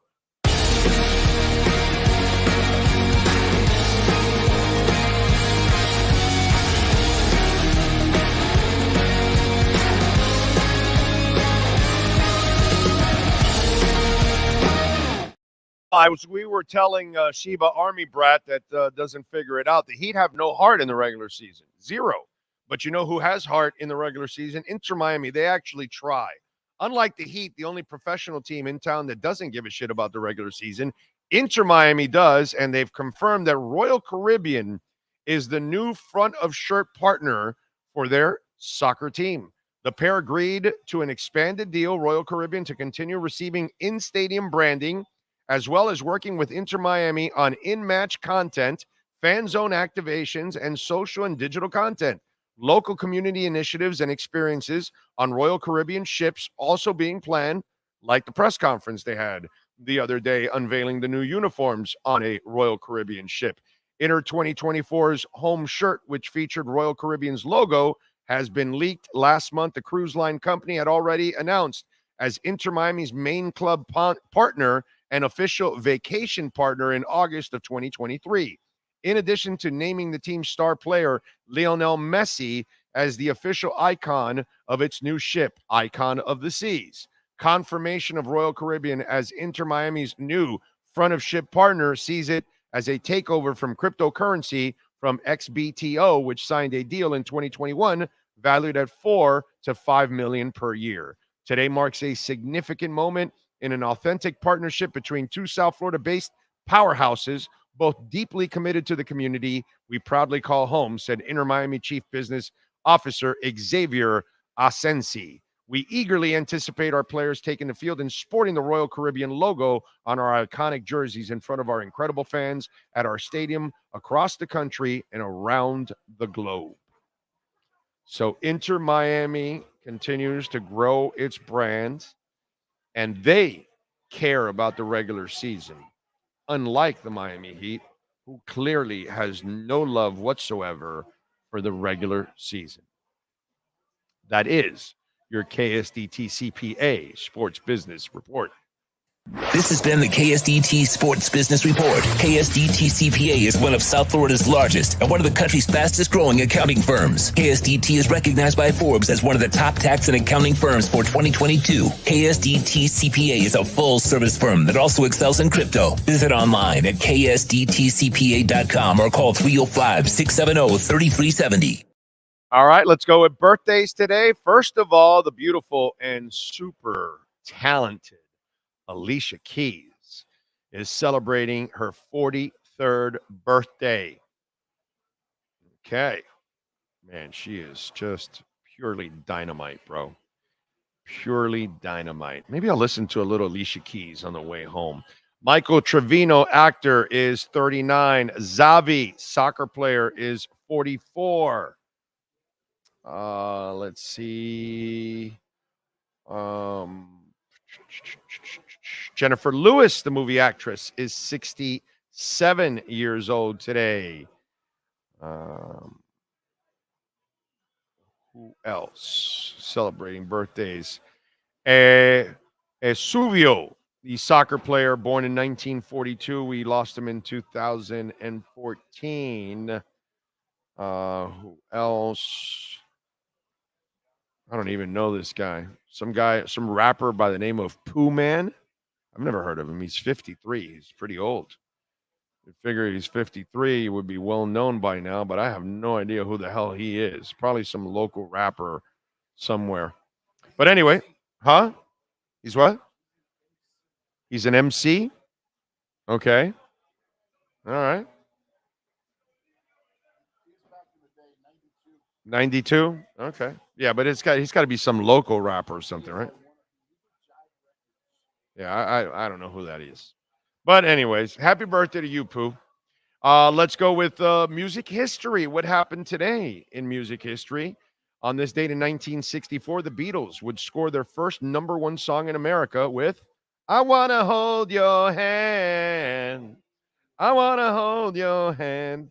The group would go on to have 24 other number ones in the U.S. Yes, they are very good. 79 on this date, the Rolling Stones called the Cars the best new band of the year in their annual poll. Man, I never saw the Cars live. It was Benjamin Orr and a bunch of geeks, because everybody in that band looked like a freaking geek in the Cars. Everybody, led by Rick Ocasek, who left Paulina Poroskova off his will because they were divorcing towards the end of his life.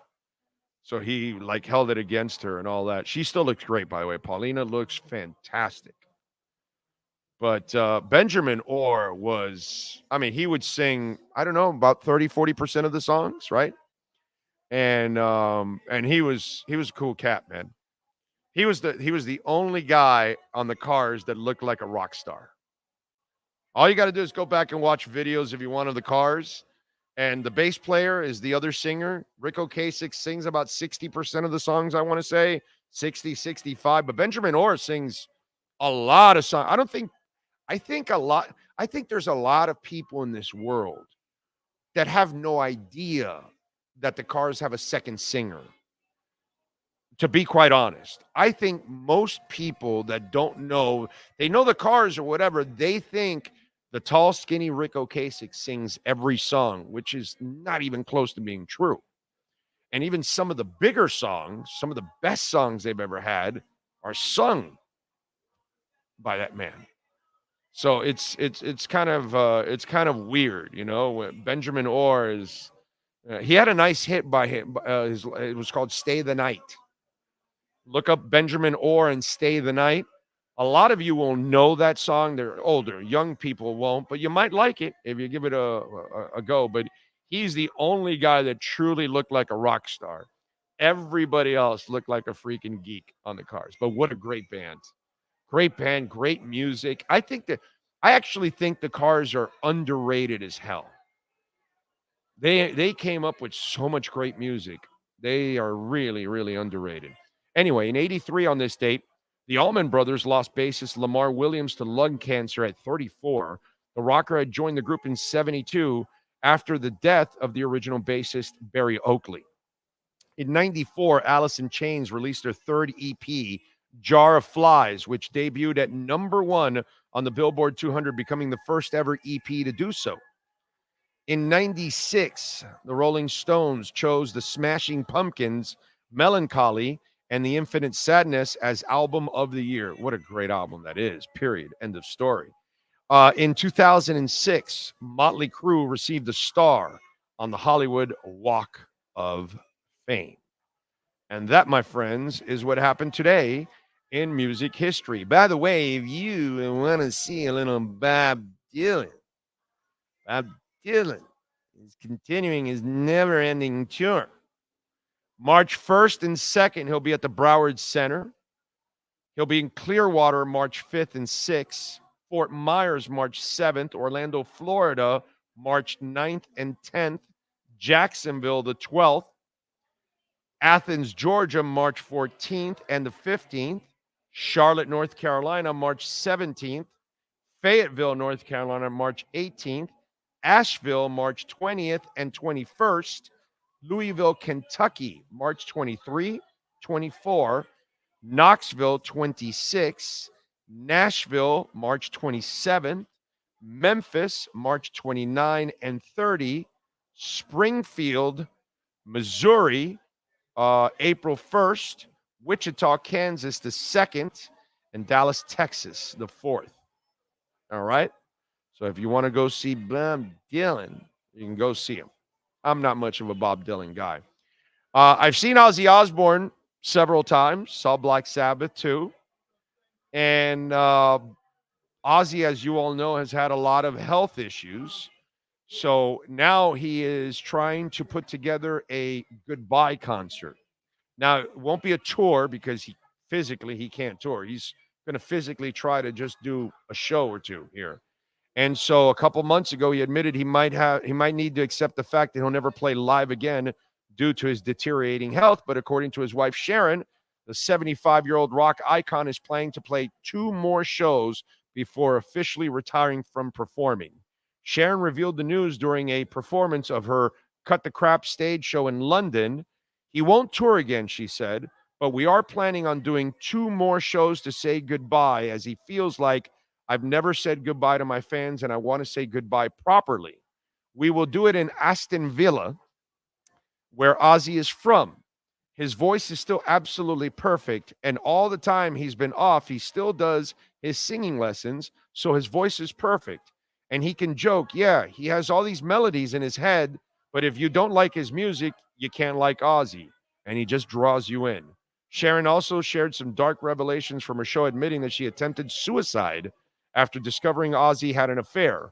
Reports of his infidelity came out in 2016. However, Ozzy agreed to seek treatment for his sex addiction, and the couple not only stayed together, but even renewed their vows in 2017. So if you want to see one of those final shows, you're going to have to travel to London and go to Aston Villa to go see Ozzy, one of the 2 final shows. I would imagine that Zach Wilde is going to be the guitarist for those final shows. You know what would be cool? You know what would be awesome? If you play Bark to the Moon, Jakey Lee comes out. I'm already getting goosebumps. So just thinking about what I'm going to say. You know, Brad Gillis could come out. Obviously, what's it called? I just said him right now. Zach Wilde would come out. Like Randy obviously is the only one, but maybe, just maybe, Ozzy in his farewell, they can do a little Tupac. Not Tupac, but Randy, the Tupac, what's that called? The hologram. So it's a farewell, right? So you do one hologram with Randy playing the guitar and Ozzy singing. Goosebumps again. That's an idea. I don't know if Sharon's thought about this, but Sharon, just saying, let's make it an event. Let's Ozzy has had so many great guitarists. He might be the artist that's had the from Tony Iommi on. I don't know one artist that has had more great guitarists around him than Ozzy Osbourne, right? I mean, his eye for talent is sick. So that would be kind of cool, dude. You know what I mean? I'm just saying that might be something that you can do with to kind of make it a big show at the same time. You're about to do Bark at the Moon, and then a spotlight starts, and it's Jakey Lee coming out of nowhere, and he starts with that opening riff for Bark at the Moon, and that's it. And people will lose their shit doing that. That would be awesome. Okay, I know I lost most of you because most of you aren't metalheads and you don't really follow it. You don't even know who Jakey Lee is or anything like that, or Badlands or anything. You know what I'm saying? Or what is it? Red something. His other band, Red something. I forgot what it was called. But yeah, Brad Gillis or something. None of you would know Brad Gillis is and all that. So I get it, but I think it would be actually a cool thing if you do something like that. That's all. Let's see. Frankie Fresco with a super chat. All right. WWE Royal Rumble on Saturday. Who you got winning the 30-man Royal Rumble? Don't ask Brock Lesnar. He might be in some legal issues with Vince. Okay, so it's a 30-man Royal Rumble. So he doesn't have enough space to write all 30 names, in other words. Okay. So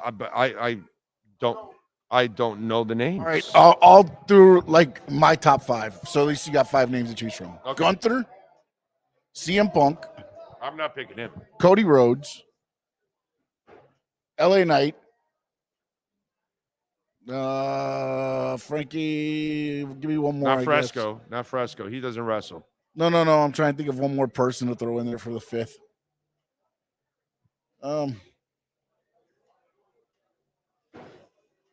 There's 4. There's 4 for you. The first one. What was the name of the first one? So you had Gunther. I'm going with Gunther.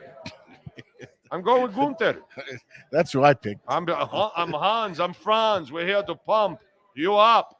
I'm going with Gunther. Gunther's coming. He's going to crush you. He brings the hammer, Gunther.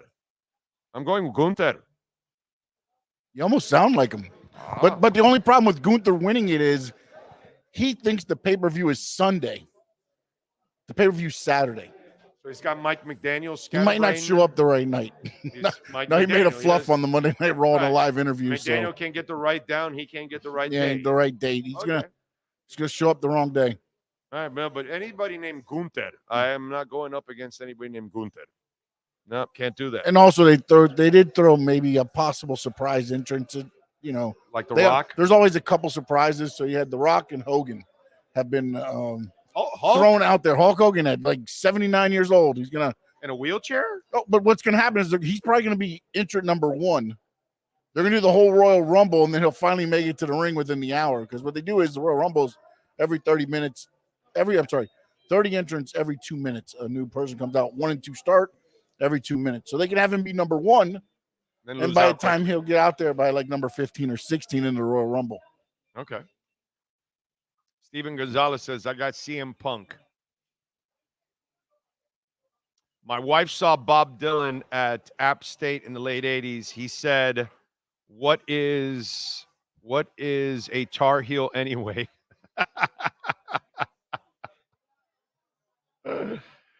Big O, you know what Tupac is in Spanish? El paquete de dos.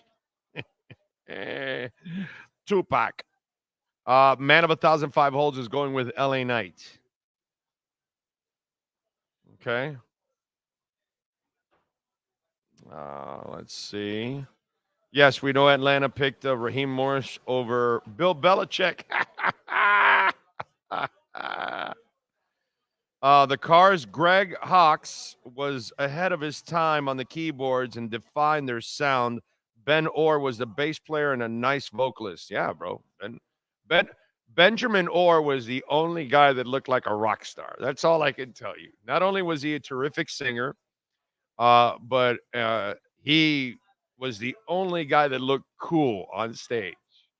Everybody else looked like, they had like a plastic protector for their pocket and pens. And they all looked like, they were all playing with Rubik's Cubes before they came on stage. That's kind of the way they looked. Frankie Fresco says, will the crypto wrestler be in the Rumble? I have not joined. So, no, I'm not going to be in it right now. I've got a bad foot, Frankie. How can the crypto wrestler take part if I've got a bad foot right now? And I know how they do this in wrestling. Sometimes they'll step on your foot. That'll hurt a little too much for me right now, so I can't do that. So the crypto wrestler is out for now. I shall return. Don't count the crypto wrestler out permanently. Okay? I shall return. Let me see. Okay, nothing on Cash App or Venmo. Big O, your thoughts on Harbaugh? I already talked about it. I think he will improve Herbert, actually, because he will run the ball. Yeah. So, yes, I think he will make him a better player because of that. What you can't have Herbert doing is throwing the ball a ton because he's also turnover prone in that sense. He's not an anticipatory thrower at all. He's kind of a guy that has to see the break and then throw it.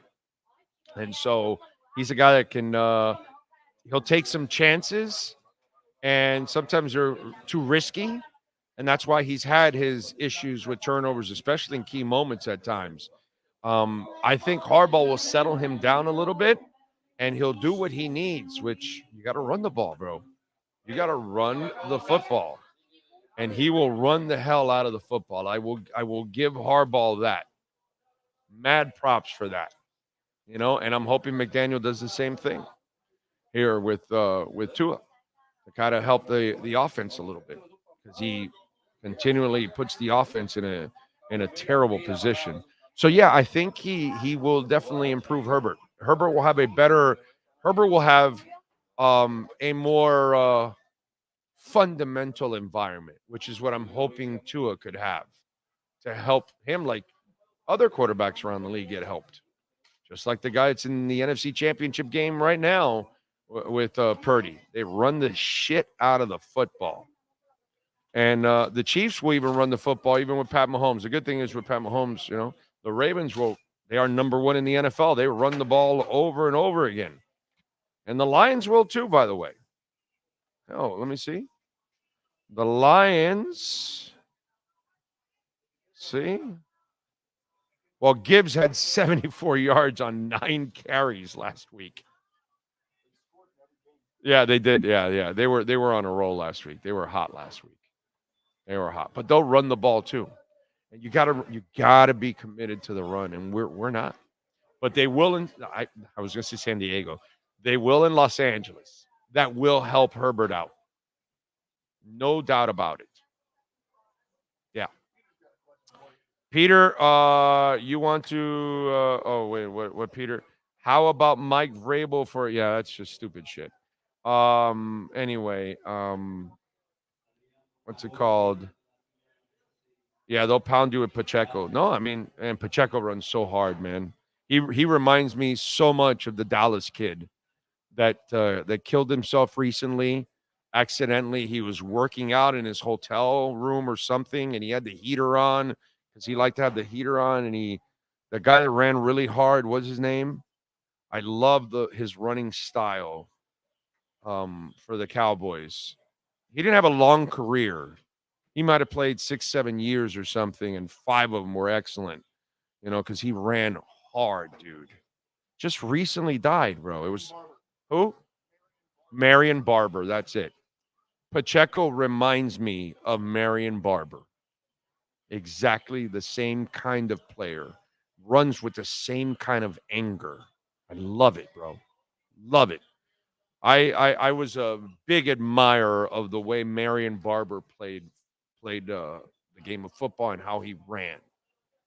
To me, that is just half the battle for a running back. You've got to run with authority. And you see Pacheco, he runs with authority. Mostert does it too, by the way. Mostert does it too. That's why he's successful. Speed, and he'll hit you. Now, he's not a hammer that you keep driving at. You don't want to do that with him because that's not what he's built for. But he'll hand it to you some. He'll do it. He'll do it. But yeah, no doubt. Like those guys. Ravens are number one because of Lamar. Lamar, the running game, the offensive line, the defense. It's just a complete team right now. In the late 80s, was there a better sports car than the 280ZX Turbo?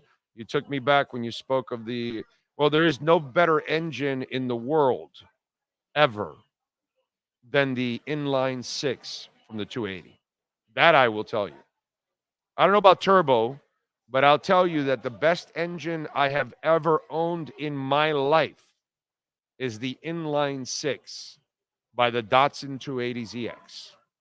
I had a couple of those cars, and those engines will never die. It's kind of like the Bug, the original Bug engine, that shit would never die. You can keep that thing forever going.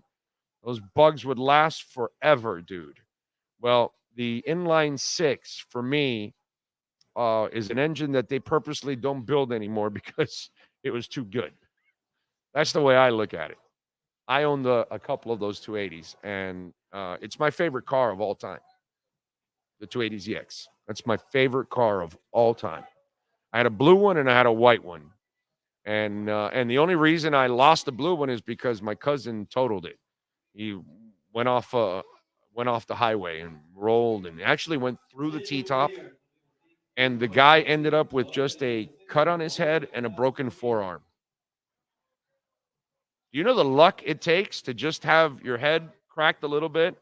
It was one of those where you had a few stitches and that's it, and a broken arm. That's all he got, and the car flipped over. It flipped over he fell asleep, went against the medium, it flipped over and went down the medium down. Flipped several times, and he went out.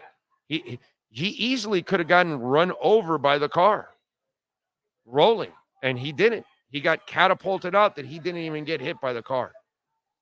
What are the chances of that? Like slim to none. When I saw him at the hospital, I go, dude, you are lucky, bro. I go, you know, it's like, I thought you would be pissed. I go, yeah, no, I'm pissed. You got my car, yeah, but I'm just glad you're all right. But you only got a couple stitches in your head and a broken forearm? Wow. I saw my car. It was crushed. Oh, man. Best engine I've ever driven in my life was that 280ZX inline 6. Let's see. Big O, hear me out. The same way you see Bam as a super role player, I see Tua the same way. Tua is a super role player, Tua and Bam in football. Completely different positions. Don't look at it that way, but you can. Tua's won a championship. Bam hasn't. So, you know, it's a different ball game. So I'll go with Tua over Bam as a dog. Big O, do you see the Marlins finishing in last place in the NL East this year? Jeremy, to be honest, who cares? You know, I'll watch and, you know, watch the players play and enjoy some of the individual talents, but I'm not going to kid myself. I know what I'm watching. I'm watching nothing. And that's the sad part. I'm watching an ownership group that doesn't have the money to really commit to winning. All right, we're out of here. We thank David Fonus and Steve Calabro, of course, and the Brunetti family, as always, for being great supporters of our platform. We really appreciate it immensely. We thank all the great people out here at Hialeah Park for making it nice and easy for us to broadcast every single Thursday out here for many years. Come on out here, man. They've got the loosest slots in the state. That is documented. That is law, baby. That is there in the books. So come on out here. We got machines galore, well over 800, almost 900 machines. It's a crazy amount of machines out there. Some of the most modern machines out there, some of the newest ones. Really cool machine. Man, they're getting bigger and brighter and with more lights. And they've got some NFL ones coming now too, which is pretty cool. They've also got the second floor poker room, got the Champions Simulcast Center, so you can wager on any track around the country. And, of course, there you are. There's the QR code, man. If you have a Hard Rock account already, okay, use this QR code so you can open up your account through Hialeah Park, okay? It'll take you through the sign-up and all that. You'll be doing it. Even though it'll lead you to Hard Rock, you're still going through Hialeah. Use this QR code, follow the steps, but use a different email or phone number to do it, okay? That way you can get the $100. If you use the same one you use with the Hard Rock account, you will not get it. Also, Top Gun Indoor Range. We are going to have a shooting contest. We got prizes. We got a trophy for the winner. Yeah, I made it happen. We got a trophy for the winner, okay? So we got a new company joining our platform. They will provide the trophy, which is awesome. So who wins the first ever Big O Top Gun Challenge? You're going to take that trophy home. We're going to have some other prizes and giveaways also. And everybody that comes over to Top Gun next Wednesday, the 31st at 7 o'clock, everybody that comes on over and competes, I will give you a free Big O t-shirt. How about that? So come on out. You got the address right there, 12015 Southwest 114 Place, right off of the highway. So come on out and join us, man. Top Gun Indoor Range. Sean Stanley, thank you, sir. Appreciate you. We'll see you all tomorrow morning live from Acura Pembroke Pines. That's where we're going to be at, hanging out and having some fun. So come on out and join us at 15601 Pines Boulevard, just off of I-75 in Pines. We'll be on tomorrow morning, like always, at 10 a.m. Y'all have a good one out there.